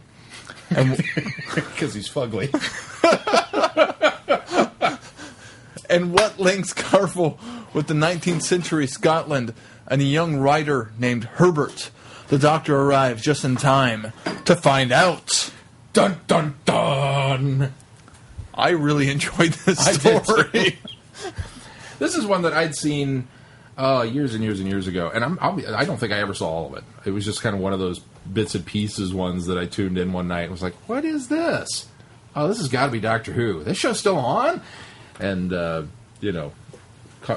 a little bit of it. I think I saw the end of it, and then this was kind of really my first real viewing of it. That's kind of funny that you say that, because I came across it the same way when I was a kid. I was kind of revisiting Doctor Who here and there, and I think I caught the last. When it aired here, it aired in 4 parts, and I think I even caught the last of the 4 parts here. Wouldn't it be weird if we were watching the same broadcast? Nothing would surprise me anymore. Very possible. Yeah. Likely it probably wasn't, because I don't think they played them at the same time, depending on your PBS station. Mine would have been the Wichita PBS station. Yours would have been the Kansas City one. Oh, that's true. But Thanks anyway, for ruining that. yeah, Glenn. sorry. I was the same way, though. I think I came across this and just saw a piece of it. But now I had, before this week's viewing, had seen it more recently than that. So I came to it again, and I think I liked it better on this viewing. Maybe because it... You have to kind of... Well, you remember last week when he was like, what are we doing? Oh, we had Timelash, and he picked up the DVD cover and he looked at it and he went, oh, I remember this one. There's a lot of interesting concepts presented in this, I think. Let me put this in perspective. When the last time I watched this is when I sat down and I watched, because I had left off at Peter Davison, and I had only seen pieces of Colin Baker. When I went back and started picking up Who again in the late 90s, early 2000s, and really sitting down and getting focused on it again, I watched Colin Baker's season from beginning to end, is what I did. And so I had already seen several Colin Bakers up to this point. So I think maybe, I don't know if I was tired of Colin Baker at this point, so I think maybe that kind of painted my picture of this story. Coming back and watching it individually, especially after enjoying some of Colin Baker's Big Finish audios over the years, I think I've come back and had a new appreciation for this story, and I think that's why I enjoyed it better this time. I think there were things I could glean from it that I thought were a lot better than the first time I watched it. So I think that, put in that perspective, I think that's why it was more enjoyable, because I had stepped away from, I wasn't mainlining Colin Baker by this time. And this isn't too far into his run, but it's 5 in. Yeah. So, but I had already seen. Yeah, It's I almost done seen with the half season. I had seen half of his season, or half of his run by this time. So, let's talk a little bit about the story. It's an interesting story. It's an there's a lot of good ideas, and some of it's fleshed out well. Some's not so much. It's borrowed, though, because it's a tyrannical despot who has taken over a society and has basically turned it into a dictatorship. He's oppressing a lot of the planet's past and its history. He's also under the guise of something else because of Professor Chronotis, what he really looks like. He's using an old man as his projected persona. Yes, and it has basically pulled the wool over the eyes of this people. He's shut off the allying planet, which is they rely on the sock people. Yes, and they rely on this planet for their food exports, and which they're not getting now. So, I mean, it's concepts that have been there in science fiction and any kind of fiction for a long time. Oh, yeah. But they're all kind of combined together and put together with this Timelash device, which is sort of a time tunnel. More tunnel than lash. Yeah, I don't quite understand. Yeah, they're banished. Does this kill them? From what I can understand, it sends them back to this 12th century. Well, yeah, ordinarily but kill them. The woman was intercepted. No, wait a minute. Wait. It sends. From what I understood, is the perceived notion is that it banishes them. And it doesn't kill them. It ultimately kills them because they go off and perish somewhere else. But in the Doctor's reasoning of where this is going, he first talks about it going to the 12th century. Yeah, that's true. And that's where they go. So we assume, based on what's happening, they're going to the 12th century and living out their time in 12th century Earth. Everybody just thinks they're dead and suffering somewhere. They kind of weeping angel. The reason why she ends up in the 19th century Yeah, 19th century. It's because of the TARDIS. It's because the TARDIS basically bounced off. bounces her into a different time stream, and she lands with Herbert in Scotland in the 1800s. See, I was under the impression they were killed. See, but I thought that the first time I watched this. On this time watching it, I may have just misunderstood this. I remember him saying something, the time tunnel connected to 12th century or whatever. And Perry says, well, that wouldn't be so bad living out your years in 12th century. And she said, oh, that's a place I've never been. Yeah, exactly. She makes the comment about how she'd never been there. That's a horrible weapon. That's just it, though. But that's the Weeping Angel's weapon. Perceivably, perceivably from the planet, they don't know this. They think that they're being banished off to some, or pushed in the time Neverland in the Timelash and killed in the Timelash. Exactly. Yeah. So they to them that is ultimate punishment. Nobody's come back from the Timelash. So perceivably, it's a bad thing. So it still works on the surface of. It's a useful weapon because you're going to be sent away and presumably killed. Which is great for the rebels. Right. I mean, it's certainly better than getting shot by that ray that ages you really super fast. I thought that was a decent effect for the time. It was pretty good, yeah. It was really cool. Just going and then becoming the skeleton. Which you saw them gray too. Uh-huh. Oh, yeah. That's what was impressive. Yeah, you saw it was just quickly, but you saw it was quickly.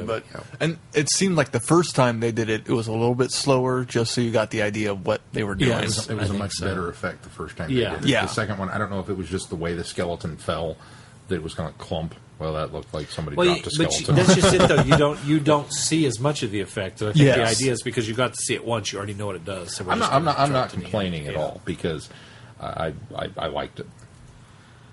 I liked almost everything about it.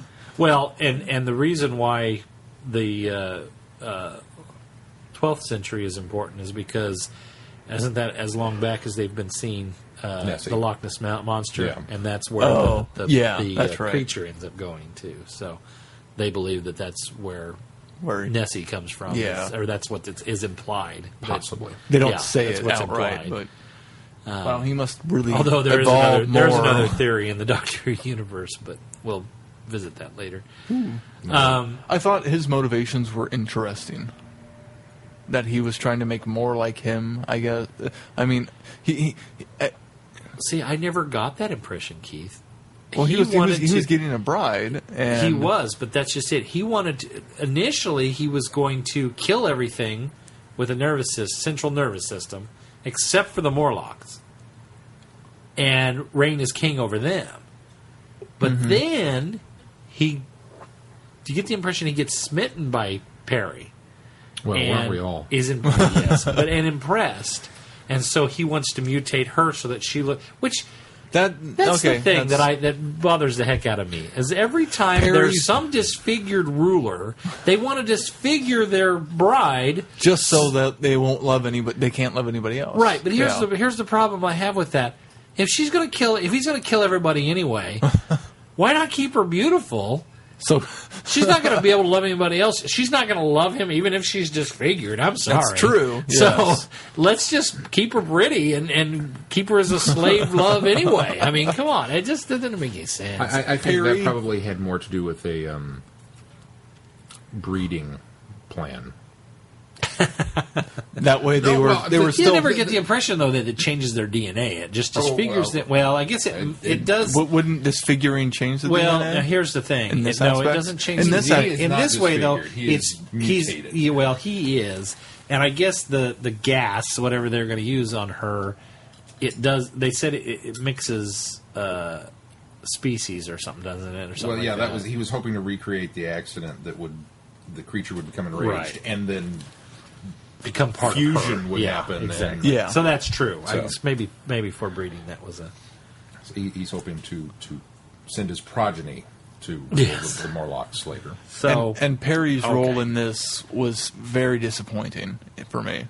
She was truly relegated to subpar companion of getting captured and being in danger and the whole 9 yards. Well, and once companion quota. We have an interesting guest star. Oh, we yes. really liked. And so the companion takes the back burner Yeah. because we're Herbert is so Yeah, awesome. we're putting this focus on Herbert. Well, that's what happens. From is the we get get-go, we get yeah. the guest companion in this much late into it, which I thought was interesting because we get a whole half of that first part before we're even introduced to Herbert. Well, Although we don't get a lot of the Doctor and Perry interacting with the planet until about halfway through Yeah. that, because a lot of their interaction is on the TARDIS and hooking them up with themselves up with the seatbelts, which is the first time we see seatbelts in the TARDIS, which explains why the 9th, 10th, and 11th Doctor have seats in their TARDIS so that you can sit down and buckle yourself in instead of riding the straps. I tweeted this on Friday Night Who that somehow the idea of Perry being strapped down in my head always played out a little differently. I've been dominating the conversation. You guys talk a little bit about it. I don't. Those are some of the issues I have. The story on the surface is pretty good. It's enjoyable despite its flaws. Yes, I will agree with. I would agree. There are flaws with it, no doubt, but overall, it's enjoyable, and I think Herbert plays a huge part in it. I don't think if Herbert wasn't there, it wouldn't be as enjoyable. If it was the Doctor just running off and doing these things. But the way the Doctor interacts with him is so good, and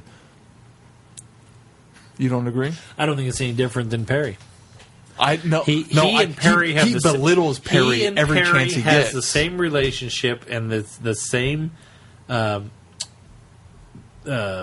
fights essentially that Herbert. Although Herbert is doing it from a fresh point of view, he doesn't understand all this stuff, and maybe they're still bickering as much as I think it was the same. Now I enjoyed Herbert. Don't get me wrong. Maybe he has more of a backbone to the Doctor, where Perry doesn't.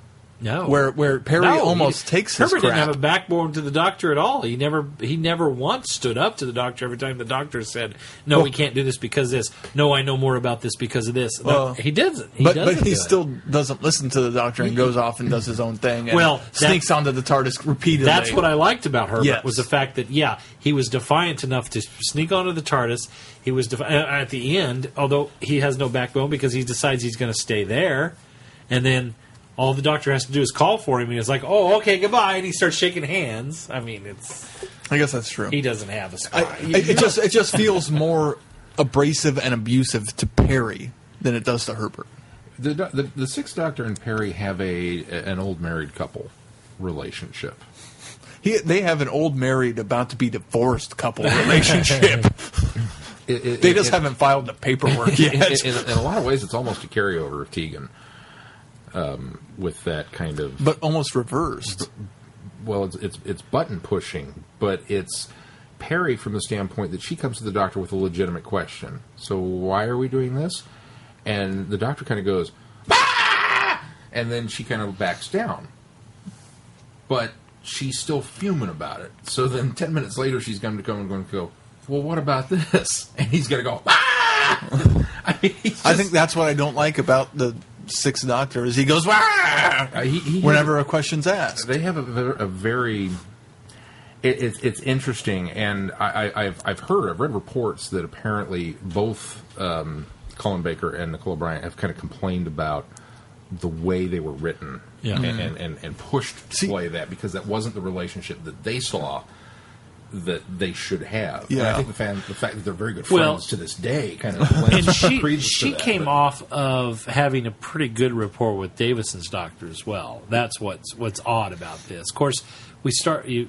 You start the regeneration with a strangulation. We get a rocky start. So, but it just seems like it's Perry because doing this out of order and hearing Six with Evelyn, he's not that way with her.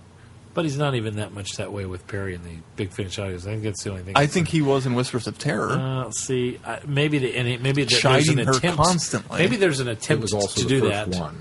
Maybe there's an attempt to do that because they're trying to match the. I could see that. The era, but there may it's have not been as bad. To sit down and go, we're going to do Doctor Who. Okay, we've got to kind of It's got to be Doctor Who. We've got to get it. And then maybe somewhere along the line, they went, wait a minute. But quite frankly, Why by the can't time we fix Doctor Who? Well- If we're going to do it, let's do it the way it should have been done. by the time Trial of Time Lord comes around, though, I think the Doctor and Perry have a lot better relationship. And I think part of that is the fact that when they came back, they were trying something different because they had been on hiatus. And I think even the producers realized, wait a minute, or Jonathan Nathan Turner, the people that were running the show, essentially said maybe we ought to try not to be so abrasive between the two. But That anyway, may be that's because neither here nor there this week. There's this episode in season 23, isn't it? That season that you're talking about that I've seen, and he doesn't seem as mean. Yeah, the relationship certainly got better. I think It does. as they go. It mellows. Yes, he mellows out. that's what it is, yeah. Well, I think because he starts off so abrasive, and he kind of mellows as he comes along with it. And I think Perry begins to kind of accept him a little bit more. Yes. 'Cause she's kind of going through Rose syndrome, where it's like, well, you're the doctor, but you're not my doctor. What happened to the blonde guy? Yeah. You're not quite him. And I think she starts to, because he's all over the board, and she's not sure where she stands with him, which leads to that. And then it gets better as it goes. Now, I do not in any way dispute what you're saying. I agree with you. I think there's a lot of times where it borders on abuse. Yes. Because it's so condescending, and it's so... I mean, Perry is a botany student. She's kind of, young, fresh out of water. I don't know that, but... And, she's not stupid. I mean, she's not Martha Jones as far as being a doctor, but she's on that course of study to learn something new. But what I think is interesting is for all of the gritching and arguing that go on between the two of them, he is always the first person he does defend her to threaten someone when she's in danger. Yes. I mean, that is true. That's true. I give him credit for that. He flat out tells these people, I will hurt you if you've done something to her. And I've always thought that was really interesting. It's like they have this really interesting relationship, but they don't know how to express it. Yeah. They just don't know how to act together, which is really kind of interesting. Yeah, that is true. But you have to look at it as a whole, because if you pull one segment out of it, you're just like, why is he yelling at her all the time? Yeah. So Which, and not seeing it as a whole, seeing it and not in order, seeing the random episodes that I do, he's abusive to her. Well, I'm in the same boat. I can only come at it as a whole from the background knowledge that I have, because I still haven't seen a lot of them. Yeah. I come with a lot of these later episodes. I come in them in the same boat as you, as it's the first time I've seen them. And this one, this is one of those interesting things. We've actually had a couple people that have tweeted the last couple of weeks, and there have been some little comments about, oh my God, you're watching that one? Why? Why? The one last week was somebody's watching that on purpose. Yeah, that was during Friday Night It was Who. just an accidental. You stumbled across it, and it still happens to be on while you're vacuuming the apartment or something. I mean, it was very kind of, why are you watching that? And now we've both come to these having not seen them. Oh, yeah. And both really liked them. And my response to the people who were kind of wondering, why are you making Keith sit through this, and why have you not shown him something like Caves of Adrazani or, Towns of Wenchang? And maybe because I haven't seen those things, I don't know how high the bar can be for Classic Who. Well, that's part of it. I mean, if we go all the way back, Mercus. Yeah, early. We wanted to shoot down any illusion. I have low expectations of anything Classic Who. Let's see. You've seen 3 in a row, Keith. Oh! No, you've seen 4 in a row. Oh! You saw Vengeance and Varos. You didn't see him in a row, but you've seen 4 of these in a row. Vengeance and Varos, The Mark of the Ronnie, 2 Doctor... Oh, you did! The 5! I've seen this entire season. You have seen all but... Oh, you saw Revelation, too. You have seen almost all of Tom Baker's run. Colin Baker's run. I've seen a full you season haven't seen of Twin Classic Dilemma. Doctor Who. There you're not missing out. So you've seen Attack of the Cybermen, which would have been the first of this season. Yes. Because Twin Dilemma would have been the end of the 21st season. Vengeance on Varos, Mark of the Ronnie, 2 Doctors, Timelash, and Revelation of the Daleks. Yeah, at this point... So you have not seen... It's the long and the I short. haven't seen You haven't any- seen the first or the last. You're absolutely I right. haven't seen So any. the idea maybe now is to go back and see these in order. Watch these again in Maybe order I so should. that, you get more of a perspective. After so. Sean puts Trial on or Twin Dilemma on his schedule. Maybe I can go back and rewatch them in Well, order. maybe we ought to get Twin Dilemma out of the way before he watches Trial. That way he's seen. Oh, I definitely plan to watch before. Twin Dilemma before Trial. So Okay, good. Well, yeah, I because you still still have haven't to lose lost your weight, 50 pounds. So, but you know, I would argue to the people that question it. I say that we have to break it up a little bit because I don't want to show him this is all of the goodness that there is, and then you're done. You don't have to worry about it because everything else will suck at this point. But I mean, the name of our podcast is Traveling the Vortex. We're bouncing around. That's correct. And we are presenting, we've often said, know who is bad who, any who is good who. Well, but yet, we're looking at it as a warts and all approach. And we've come down on some of the classics Yeah. as not that great, especially in Tom Baker era. What I don't that understand is held up on such a high pedestal. Yeah, and I agree. And what I don't understand is the people who are so down on the 80s era in general.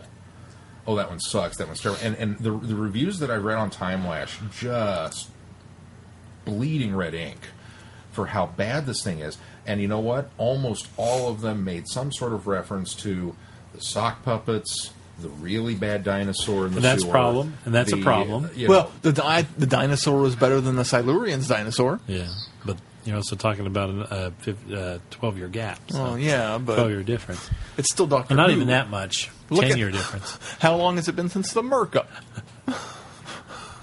Well, Who yeah. explained that? I know, but still. We went in depth on why the Merca wasn't. But yes, Quite there. that's an issue, though, as well. But I just- Another thing that people point to is the elongated ending of it, the stretching this thing out Yeah. to eat up that last 15 minutes. That Well, is. that's why And that's bad, too. That Don't is get me weak. wrong. Yeah. It is still I stretched think out. there's was a a- difference between if you want to point out, hey, Doctor Who's never had the strongest production value or they've never had the best special effects, that's fine.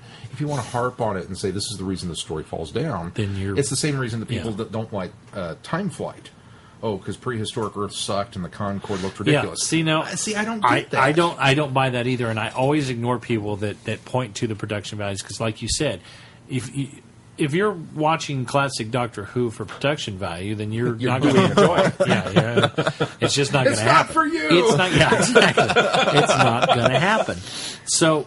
I'm the same way. I totally ignore those people that say, well, this is why did this. However, I will fall down on the side of that the one downfall of this is the fact that we dispatch of the villain 2/3 of the way into this. Which, in a and very then clever we way to spend dispatch him. 20 minutes trying to stop a war from happening. That it is a result of all of this setup. But it's way too much. There's way too much, even as much as I like Herbert, there's way too much interaction between the Doctor and Herbert. And that is dragged out way too long. Their whole flying up there to block this missile Yeah. is The way, last way, way 20 too minutes long. is just, Yeah, I mean, in it's general. just, there's way too much of that going on. And yeah, I just, that is a problem for me with this story. liked the concept of let's do this ending, where we dispatch the bad guy, and then all of a sudden it's like, Oh, wait, this is going that's on? it, we're done.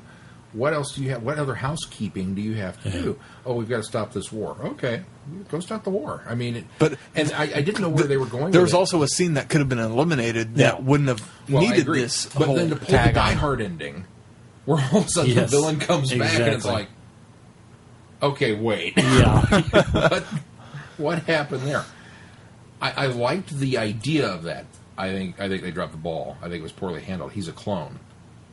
Okay, how does that work? And how many more of him are there? Right. They never talk. They never did. Yeah, they don't go back there. Because that could That's have been right. an interesting No, thing. That absolutely. there's a whole army of these guys locked up in incubators Absolutely. or something that have to be dealt with. I think another thing that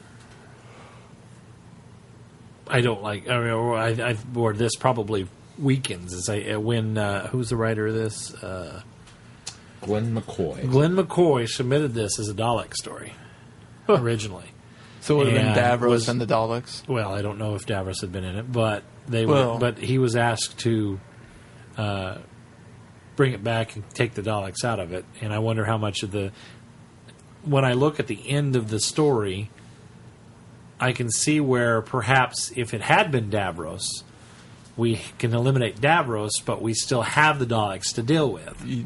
That makes sense. That makes sense. I mean, because but when it just becomes a happens much to be, different yeah, ending exactly, at that point. exactly. So that I can understand, but well, and I think it could have been reworked in such a way almost, too. Because I thought of this while watching it, that they built him up almost Davros-like, hiding who he was, hiding his face so much. Likely, it probably was Davros originally in that story. So. That's interesting. I did not. Yeah. There's a lot of stuff that I think is. We should also talk about the reveal at the end of who Herbert is. Yeah, that was neat the first time I saw it. And going into it, I didn't know this, obviously. And even before, I can't remember when. I almost spoiled that for you last week. I was kicking myself after I said it because I was like, the Morlock reference. I was like, oh, they're taking an idea from the Time Machine. Well, Island of Dr. Moreau is even. I mean, with the melding of the species. I didn't think of that until you mentioned it, and until I knew there was H.G. Wells too. Right. Knowing that's who it is. Oh, that's so cool. You don't see that until after you realize. Yeah, it's fun how much they give you, and yet it's not there. I don't know of anybody that made the connection beforehand. I don't know of any. No. And watching it as a group, I mean, I knew it was coming because I'd seen the very end of it, but there was a lot that I didn't remember about the story, but I remembered that part of it. And then it was fun to watch him go off and Chrissy go off and all of the Friday Night Who people go, oh, that's awesome. And all of them had the same reaction. Why don't people like this story? Because that part of it is handled so well. Yeah, that one is, and that I think is what makes it hands and above other stories as far as storyline goes. Is that they're able to carry that through, make us like that character, and then turn around and give us that nice payoff reveal at the end. I think there's so much. There's so many hints. Herbert, Scotland, 18th century, 1885, and then Morlocks, and there's so much of it that's just kind of laid there. But we're not going to talk about it. We're not going to discuss it. And then all of a sudden, it's up to you to connect the dots at the end and go, "Oh, I should have seen that coming." There's a lot of this that is very fun, and I'll be honest. As with a lot of Who, when it comes to Friday night, you start poking fun at it. Mm-hmm. And the guys my favorite thing was, you're going to be sentenced to the Timelash, and I kept tweeting out, "You're going to narfle a Garthunk," because it just seemed like that was the mentality of these leaders: is go fight the impossible thing, go die. Right. Yeah. And then, when we get it twice, because we get 2 attempts in the Timelash where people are sentenced to it, but then we get the whole let's go down in the sewer and put you in there with the Morlock thing, and it's really bad rubber dinosaur comes out. Well, and the design of the Timelash. Did anybody think that the dinosaur had kind of almost a cutesy face to it too? It looked kind of like Baby. You remember that dinosaur movie? It reminded me a lot of and then. Well, Glenn, I wanted to ask you about the sock puppet aliens because, well, they were kind of snake-like with teeth. Were they anthropomorphized in your mind? No. They were human-shaped. They were talking snakes. That's not anthropomorphic. You guys say that. I didn't see them as snakes. I just saw them as reptilian, but not snakes. Yeah. No. With great dental I was okay with that. On the other hand, I am more forgiving with Classic Who because Classic Who has a plethora of imaginary that's true. Aliens, and when you have a few that are anthropomorphized, that word, animals or people or whatever characters, then I don't have so much of a problem with it because but it's when the new series and it's dominated by that's where I have the issue. Yeah. Okay. So we're not going to get anything out of them there. What about the Third Doctor reference? The fact that we get this whole backstory. That was so great. The backstory that never happened. Yeah. Because I looked this up as soon as they were like, "Oh, you've been here before." What? And I looked to Sean, and he did. He shot me a look like, "Why didn't we watch that one first?" This one? And I had to wave him off. Didn't happen. Don't worry about it. It was off camera. It's so cool that the fact that they had this mural of Pertwee, Third Doctor, the picture of Joe in the locket. of all the doctors to call back to. Yeah. I mean, the obvious choice, especially at this point in the run, is Tom and Sarah. Actually, I had read that the original idea was it was going to be the first Doctor, Andy and Barbara, and that's why, what's it, Trekken? The guy that's the Marianne or Marianne. Well, that kind of makes sense if it's a Dalek story. Well, he says when they come out of the... What is it? Trekker. When they come out of the TARDIS, he says, only one companion or something to that effect. And they think that was they think that's a callback to the fact that originally it was supposed to be right. Well, apparently in novel form. So some people wonder if Yates or somebody else had traveled with him.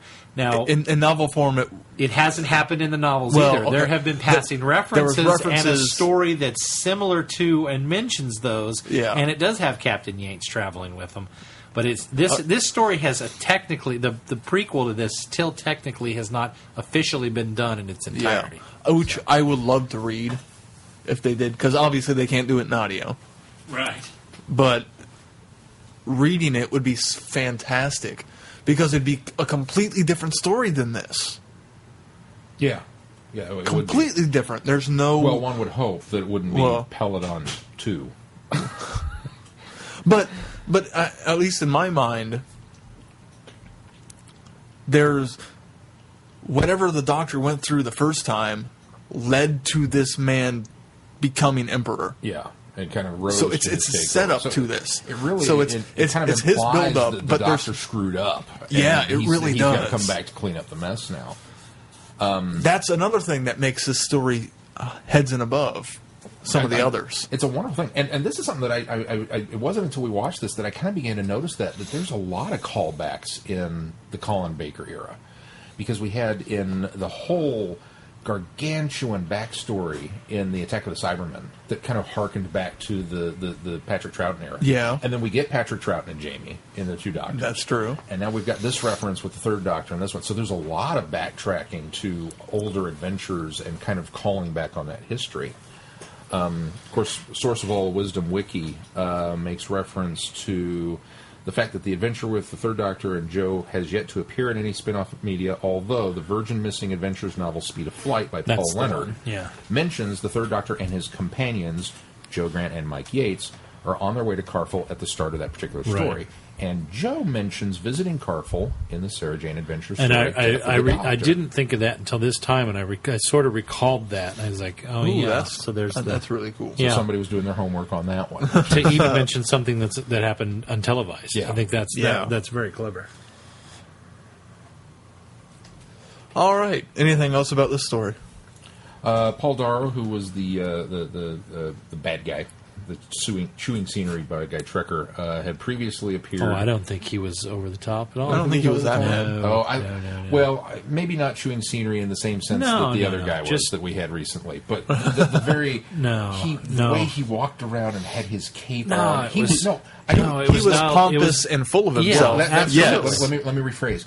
He really and a bit sinister. He really enjoyed being the villain, not in a over the top way, but just in a I'm the bad guy, and I mean he really relished being. No, I completely disagree. I thought he was just the right amount of bad guy there. Well, he was so much lackey, anyways. Yeah, he wasn't really a bad guy in Doctor Who and the Silurians. Yes, he was Captain Hawkins, and apparently he was on Blake 7. And then Dennis Carey, obviously, as you mentioned, was Professor Chronotis in Shada, and he is yet to appear for you. He will be the Keeper in Keeper of Travel. Yes. So. A familiar face. And this was a fun one that I didn't catch. We've talked about, obviously, the Time Machine and Island of Dr. Moreau. The story also apparently makes a reference to War of the Worlds, which I didn't catch, and The Invisible Man, which I didn't think about when he goes into the time shift. Yeah, the time shift. War of the Worlds, the look of the sock puppet aliens is almost the eye stalk for the classic movie. Well, it's an invading force coming to nuke the planet. Yeah, that Maybe too. It's that simple. I think eye stalk's probably a little because as written they're tripods. So yeah, but you don't see the rest of the body. I think you're stretching. I'm just saying you don't see the rest of the body. I think you're stretching there. But so Timelash, I think, 3 thumbs up around the table here? We Yeah, I one. would give it a mid thumbs up. I'd buy it used.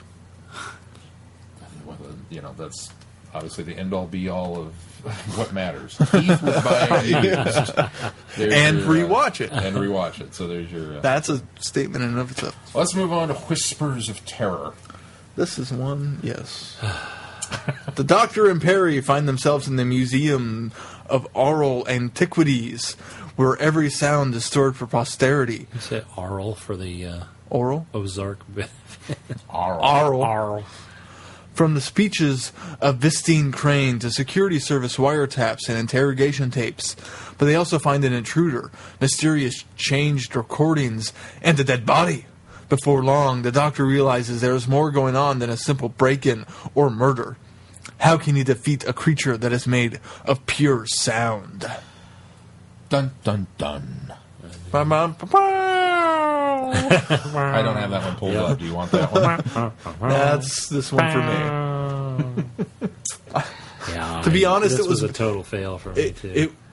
For me, it was better than the last Davidson we did. The one we did last week. What was that? Winter for the Adept. Yeah, Winter for the Adept. It was slightly better. Winter for the Adept was better than I this. liked this Oh, one you better liked it than better. Phantasmagoria. I liked it better It than was- Land of the Dead. You know, I know Keith liked it better than that one. Wait, this one? Minuet and Hell. Minuet in Hell. No, Minuet in Hell's still lower. Really? Well, that's why I said you liked this Yeah, one better I like than this one Minuet in Hell. better, So, yeah. so that's not as bad as you're making it out to be. But it's not that good. There are a lot of ideas in this that I think are very cool. I like the idea of a villain or a monster that's made of sound. I just wish that it wasn't a human somehow. They didn't really explain a good way how he transferred his consciousness in only sound. They said, "Oh, he hooked himself up to this machine." Yeah, it was a MacGuffin. A Deus Ex Machina. Yeah, Yeah. Which that part I did not like. I didn't like the. She didn't have so much The that woman. problem either, except for it was more of a, Deus Ex Machine. It was more of a birth of a creature type thing, and it still maintained his consciousness. Does that Yeah, make sense? yeah. It's not like he I honestly basically was okay It's not with- like he transcended into another being. It was like Well, he. but in the end, he did. Well, That's the problem I had that's with not it. the impression that I got. Well, but the fact that after He had enough of the they consciousness. transmit in the order to- silenceness and cancel out the signal, he's fully restored. Oh, that's He's right. no Yeah, longer that's corrupt. right. He He's was. no longer trying to kill No, anybody. You're right. You're and right. he was corrupt and trying to kill people before she even started torturing him. That's right. That's right. So if it were just this random sound monster, Well, but I'd be okay he with was, it. He was killing those connected to her. Well, though, yes. initially. Yeah, that's so it's true, Still, but- yeah, it's still he's not fully there. He Yeah. can't fully communicate. I It's would not agree. until that point. that's It- right. I forgot about that. I understand the ideas they're trying to do with this, especially it's an audio adventure. Okay, let's have something that can be audio only. I understand where their logic went for that story, but it doesn't work. How many times have you heard this, Sean? Just the ones. Just the once, Yeah. and you weren't confused until about 2/3 of the way through. I wasn't that the first confused. part, the first segment. I thought the was first a- two parts were I was very, a little very I was a little confusing. confused at, but I was. I mean, it makes sense after you get to a certain point. Everything kind of falls into place. Right. Don't get me wrong, but As I with just a lot of I Big felt Finish. I Yeah. felt like this one more so than any of them. I felt like this one was just here and there, and what added to the confusion was the fact that they were being very creative or trying to be very creative and different with the audio. The way that they were utilizing the audio was as Which for me was hard to understand. it was hard to understand. It was hard to follow. It was, and that was probably part of the process of confusing the listener and making the listener feel sort of out of sorts in order to invoke some sort of emotion there. But it just didn't work for me. It was really kind of grating there for a while. That you Like just couldn't- transitioning back and forth from like the audio PA Yes, system to we're actually in this room. but that wasn't even the problem. It was whenever we have the when they're editing together the sound and they're altering it, and they're doing the speed up, slow down. It's not you don't quite understand what they're doing, even though they're trying to kind of convey to you what they're doing. And then anytime that the entity, the audio entity, ends up happening, you hear all the little whispers in the background, which I think is part of the title. Obviously, yes, the callback to the title. But then it's not always in a cohesive sound. It's always kind of all over the place, and it's utilizing the different, the voices that it's mimicking, which is fine. I understand the gimmick there and the idea, but it was a little too unsettling and confusing for a long time, and I didn't like that. I wanted it to be a little more put forth, you know what I mean, and a little more not obvious of who it was or what was going on. I still wanted them to build that mystery, but it was almost like it was just poorly mixed, you know what I mean? Okay. I'll buy that for $1. And I also had issues with... The gimmick was poorly mixed, is what I mean. The motivation of the woman. And I feel like they didn't fully explain why she was changing the audio and what she was doing. I mean, I know she was altering speeches to ensure her endorsement. Well, it's because he didn't really endorse her, but the impression that they leave is that he did, and so that's the audio they're going to play so that it secures her candidacy. I just don't think they fully explore that enough. Well, I don't know. I mean, I got that. In fact, I got that early on, that's why she was, because they talk about them manipulating the audio, so I knew that she had to be manipulating the audio because he didn't really say what she she wanted him to have said. So now I didn't realize there was so much playing into it that she had actually killed him. I kind of suspected that early on. It was a Manson thing where she sent somebody to kill them for her. But I kind of suspected once they played once they played that bit of audio of "There's a gun to my head," I kind of expected I expected she was the one with the gun, not that it was her lackey. But I don't know. I thought they were doing a good job of giving her an alibi by having the, because that was one thing that was used well throughout this story. Was anytime anyone was somewhere else, you knew who was on the intercom in another area, and who wasn't by the always, I don't know what they call that, a keying of the mic or keying off of the mic, always happened on the end of the person that was away's voice. Yeah. So if the doctor was away, the keying off of the mic happened after his voice. But if he was in the room, perceivably where we were supposed to be at listening to this, it didn't key off. So it was like that with anybody that was away. But when we first heard this, it was the monster. So I didn't hear when the monster was playing it back the first time. And that's when I suspected. That's interesting, because that part of the story, I bought into that. I knew that she was, from the get-go, I thought that this woman is up to no good, and she's altering these tapes for something, and then, is this a political thing? Well, obviously he didn't endorse her, and she's changing it. I cued into that very early, but I didn't suspect that she killed him. I thought that he did commit suicide and threw a huge monkey wrench into her plan. Yeah. Well, I did too. Up until, I got the impression, and maybe not the reasons why she killed him, the fact that she didn't endorse him, or he didn't endorse her, more of it was a power grab. Well, with you out of the way, I could step up and take your place. See, I didn't gather as that opposed as well. to being VP. I didn't get that as well. That's the impression I got. I got the impression that early on enough that he had killed himself, but I believed early on that he had said things against her that wasn't going to secure her presidency or her candidacy. However, on the flip side of that, I thought that he had killed himself before he could be forced to change it or that. Right. So I went along that impression as well, that he had offed himself and was quite surprised by the fact. Now, there's at one point where you get the impression in one of the playbacks that there's somebody in the room with a gun, but I still, again, didn't get the impression it was her because you heard the key off of the mic. See, I guess I just missed the key offs during the first playthrough. Oh, jeez. And then obvious as heck. And then after that, that's what they it was more obvious, but then I already had in my mind that she was at least played a large part in it, so I didn't pay much attention to that. I don't know why the doors had to be lethally electrified either. That was kind of bizarre.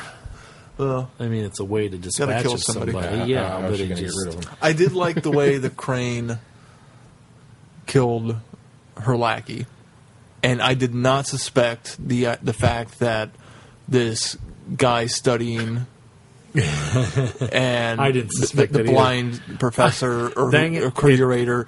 It took me way yeah. too long to figure out, too, that the curator was blind. I got that fairly early on. I got that fairly and I early. thought I should have got that very... In fact, I was kicking myself later for not. But it wasn't until he was saying, come back and show you this, or tell you about this later. You know, it was then I was like, oh, okay, that makes sense why. But, I mean, it makes sense why he was the curator. He'd be more attuned audially. But, yeah, I didn't think that was and conveyed well enough or soon enough. But while maybe I it's just missed it. cool that guy was Crane the entire time, it also is part of why I don't like the story. Is that consciousness is there the entire time, obviously, Yeah. because Right. he's Now that you say guising that, as I somebody forgot about else. that. So they don't explain it good enough. That's the problem. I'll give you that. What about the Doctor and Perry? I mean, this was the first... I think maybe that was one of the reasons why I liked it, because this was... I'd always heard, oh, wait till you get to the Colin Baker Big Finish audios. They'll totally, explain, and you'll get it when you start listening to them. And so this was the first one, other than Sirens of Time, that we got some Colin Baker. And while I admit I don't like... This is probably my least favorite of the ones we've reviewed so far. I definitely... I hope that doesn't come down on Perry, because I really, really, really like Evelyn. But, I think this is the weakest of the ones we've done with him, but I still really enjoy These it. are definitely the weakest of the ones we've done with The- Sixth Doctor, yes. The Perry relationship, as we talked about, continues in this. It does, and, Yeah. like It's I said, not as bad. It's not as abrasive, but No, it they is spend still a lot there. of time separated in this one. That's too. true, Yeah, so that helps. And he does... It's almost like he forgets. Like, somebody threatens her and he stands up for her, but then she's off doing her own thing, and he completely forgets he even has a companion. Yeah. But I think that was typical of the... again, I think they were trying to capture the feel of the series. I think they're trying to capture the feel of what this era would have been like. And even if Colin and Nicola had not wanted to have played it that way, I think that the They have to producers of continue Big it, Finish would yeah. have came down and said, we have to have that underlying at the very least. Which To- I thought it was much more subtle. It was more subtle in that, and I appreciate that, but it is still there. I mean, the major point I can think of is him berating her about how she speaks. Well, but that was kind of a running... It was a running gag. That was a running gag through the but, whole... yeah. Not through the whole era of... Oh, was it? Yeah, I mean, there was always him mocking her Americanism. The one thing that I took away from this with a great amount of irony is the fact that here we finally have a villain that the sonic screwdriver was made for. It's true. But we don't Yeah. have one to do. No, that's true. There is no Sonic in the story. Well, there's no Sonic in the Six Doctors. Well, yeah, but I mean, era of anyway. all of the times to reach in the pocket and go, "Hang on, I got this." My get out of jail free card. I'm getting out of jail free today. I understand the Doctor's a pacifist, but this monster, they put him on a disc. Snap the disc! This Doctor's is not as much, never been as much of a pacifist. And maybe though, that's why I thought I of think this that's more why so. this Doctor's ready to just Okay. capture this monster and be done with it. I you know? captured him on disc here. No, Yeah. don't save it. That Break was the other- disc in that was the other half. thing is Pop it was, it in a microwave. It was too easily. It was too easily taken from the Doctor too. It was too easily Yes. I didn't like that either. confusing the Doctor and making him. I mean, it was too pickpocketed. I didn't Yeah. like that either. So So we're going to chalk this one up to growing pains on the yeah, early part of I'm Big Finish. trying Because it's so early in Big You know what? Finish. I've heard so much Big Finish past this that is wonderful and I love, and that's I wish I had. No, I'm actually kind of grateful that I didn't start from the beginning at one point because I might have gotten disinterested. I don't think I would have hated any. I haven't hated any of it, but I would have gotten more disinterested and not gotten into it as much, and probably not come to it as readily as I did this time. But I've heard enough future Big Finish of the main line that going through this, I'm appreciating hearing it, but I'd still put it in this is just the growing pains of the audio line getting off the ground. It was rough. I mean, obviously going 8th Doctor Audio Adventures, okay, cool. And then going back, Sirens of Time, Phantasmagoria, Whispers of Terror, Land of the Dead. I mean, it was just boom, boom, boom, boom, boom. Like I said, and maybe that's the other thing, is because when I listened to it, I did these in order for the stretch of it. So I had this one sandwiched in between Phantasmagoria and Land of the Dead. So it was a definite, woo, I know. And, you guys are kind of bringing me down a little bit on it, but that's all right. But I think I agree with Glenn that knowing that there's so much better to come, these growing pains are tough to go back and listen to if it weren't in order. I probably would have powered through them hoping, okay, maybe eventually each doctor, almost every episode is a different doctor, so, maybe this one will be a little bit better. I mean, it's... Yeah. I didn't hate it. I thought it was an alright thing. I mean, yeah, it's got problems. It's got some pretty big... Wait a minute, that doesn't make any sense moments, but... Definitely my least favorite 6. Yeah. It is. It's my least favorite 6 that we've done so far. All right, what's next on the schedule then? Well, we've got a wedding or something coming up, don't we? Something. Yeah, I want to say. Something kind of got my major. shoes. 4 days. I haven't got my tux. Well, none of us have our tuxes. We don't get we picked those those up until on Thursday. Thursday. By the way, have they How called soon? you on that yet? Because I No. want to go and make sure that it...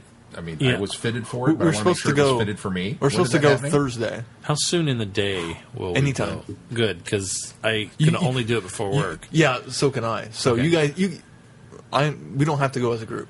You can go on your I'm fine own. with going to school.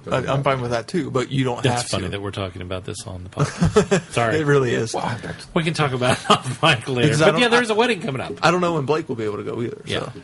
well, it dawned on me. It's like, this is Saturday. Yeah. We haven't got a I thought the call same yet. thing. I was like, wow, it's a week away. So I was getting concerned. Okay. Get a Thursday. call from who? Really?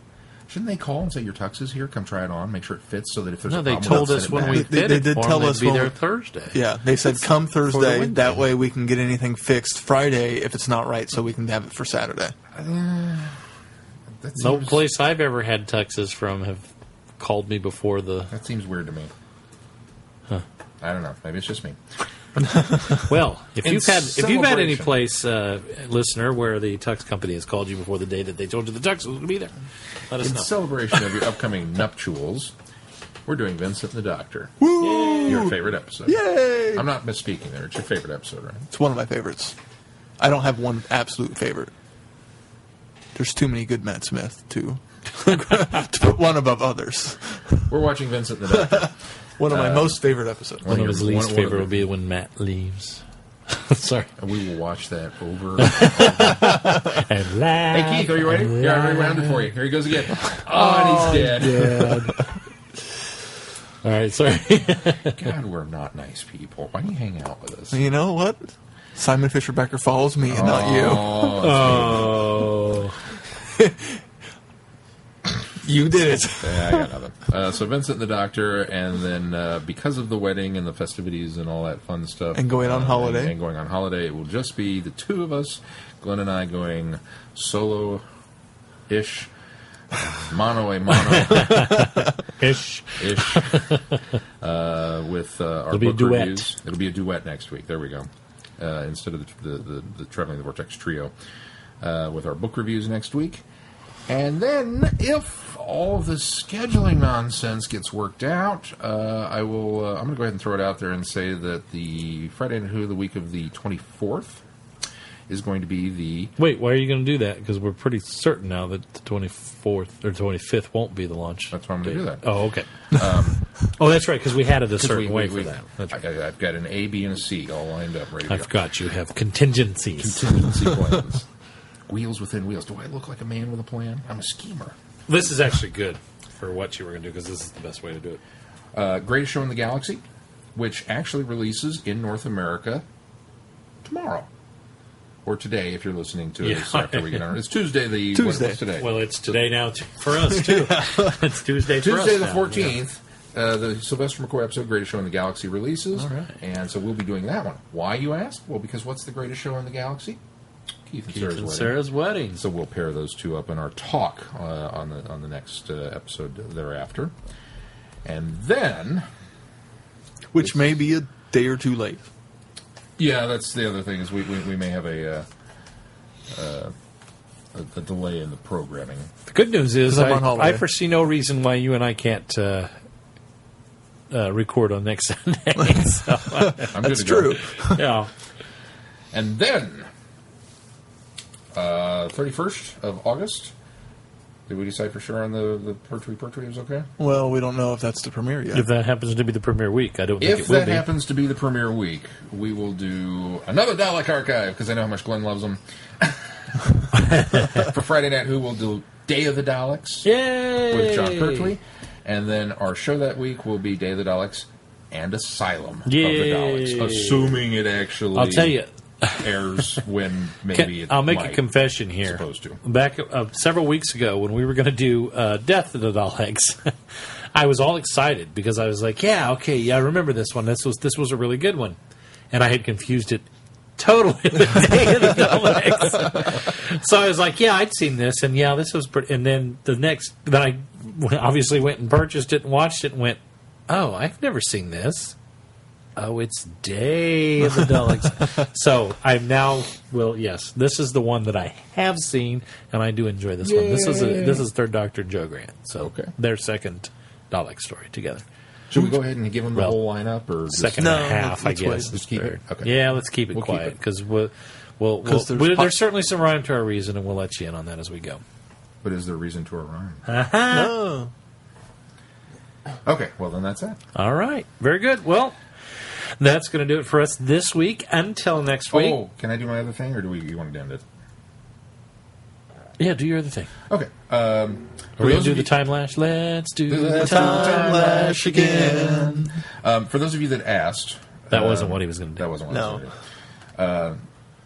The side trip, yes. which Yes. hopefully will be up later this week. It is recorded. It's in the It will can. be out later this Okay, well, Glenn will have it up later this week. People had asked, I don't know how long ago, week. In a few months. for us to do a Star Trek retrospective. to do it. And I said, well, okay, I'll do it, because, I know everything. And so I put together a nice little short half hour, Ooh, 31 minute. that's not a half hour. Well, Half hour in play, 30 minutes. Okay. after you trim off the excess and That's right. Ish presentation on Star Trek. So that'll be a nice little side trip for those of you that have been kind of wondering, how do you get started on that behemoth? By of a those show. you, we mean Chrissy. Mark was also. Oh, he was. Yeah, He he was we got him on excited Star here. Trek, and He was Star excited Wars. for that to come. So he was on that too. And in the process of doing that, I did some research, and I found a whole slew of little Doctor Who references in Star Trek. And I know that you were really bummed when Possible Astronaut came out, because she made is that a Star Trek mask? Oh, yeah. And you were like, oh, now it can't be official. Right. Well, are you ready for this even stuff? though we get a comic. All right. These are Doctor Who references in Star Trek. So the reverse. Star Trek referencing Doctor Who. Ooh. In Star Trek The Next Generation, the episode The Naked Now, Riker asks for a sonic driver in order to open a force field. In the episode The Neutral Zone, which is where they have people that are cryogenically frozen and they wake up in the 21st century, there's an on-screen graphic of Claire Raymond's family.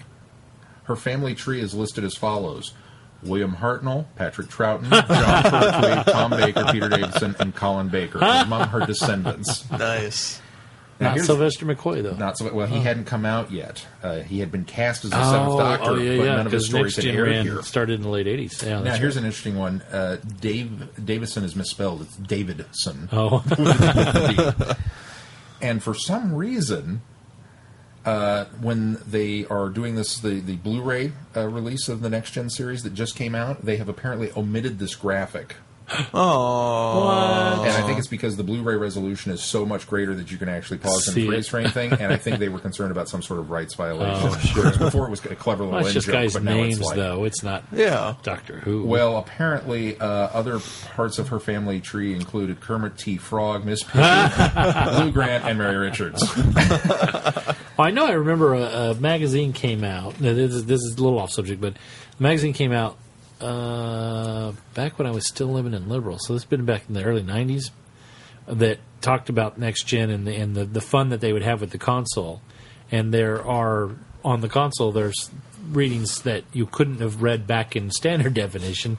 One of them was you don't tug on Superman's cape, you don't spit into the wind, you don't pull the mask off the old Lone Ranger, and you don't mess around with Jim. And it was actually literally on a console somewhere on there. And there's other little nods to pop culture references that they typed on these because they knew it would never, ever be read by anybody, on standard definition television, of course. They didn't know about HD. Yeah. Who knew that they would be upconverting all this stuff later? There's a great one, too, on the in engineering in Next Gen. There's that really great schematic of the Enterprise blueprint that hangs up on the wall and is backlit.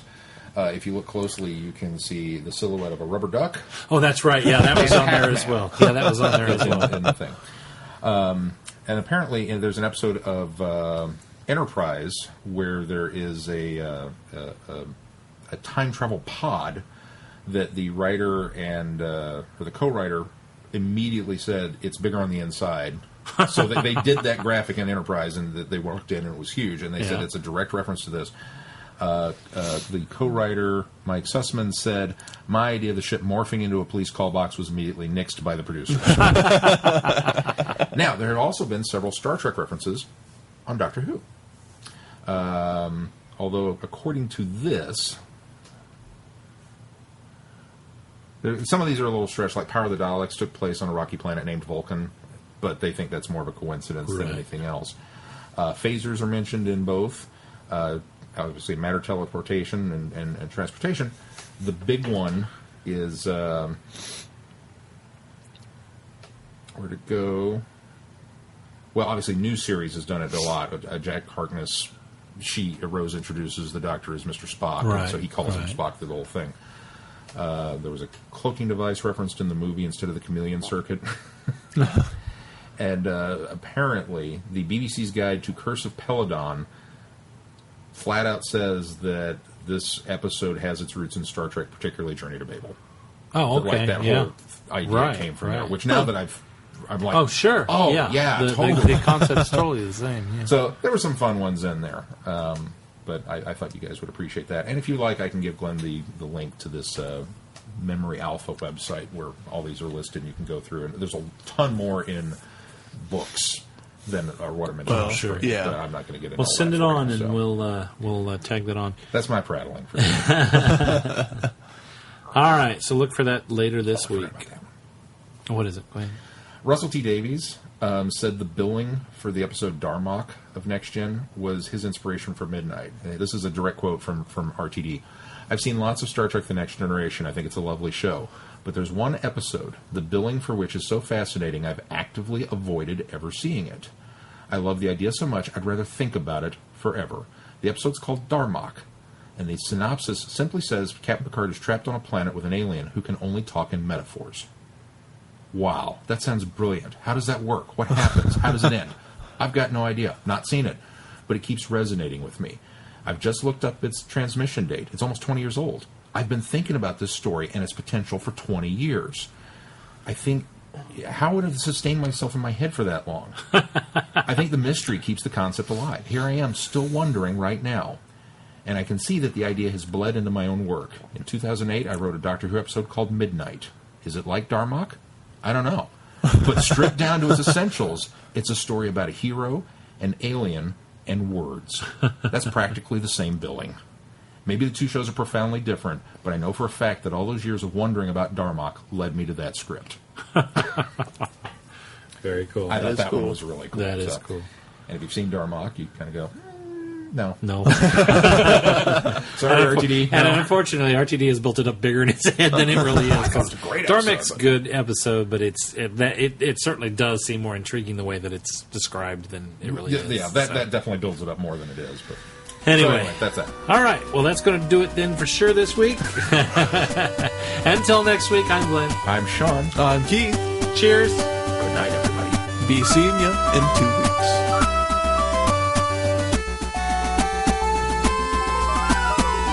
You have been listening to Traveling the Vortex. Doctor Who and all of its associated programs are owned and trademarked by the BBC. No infringement is intended or implied.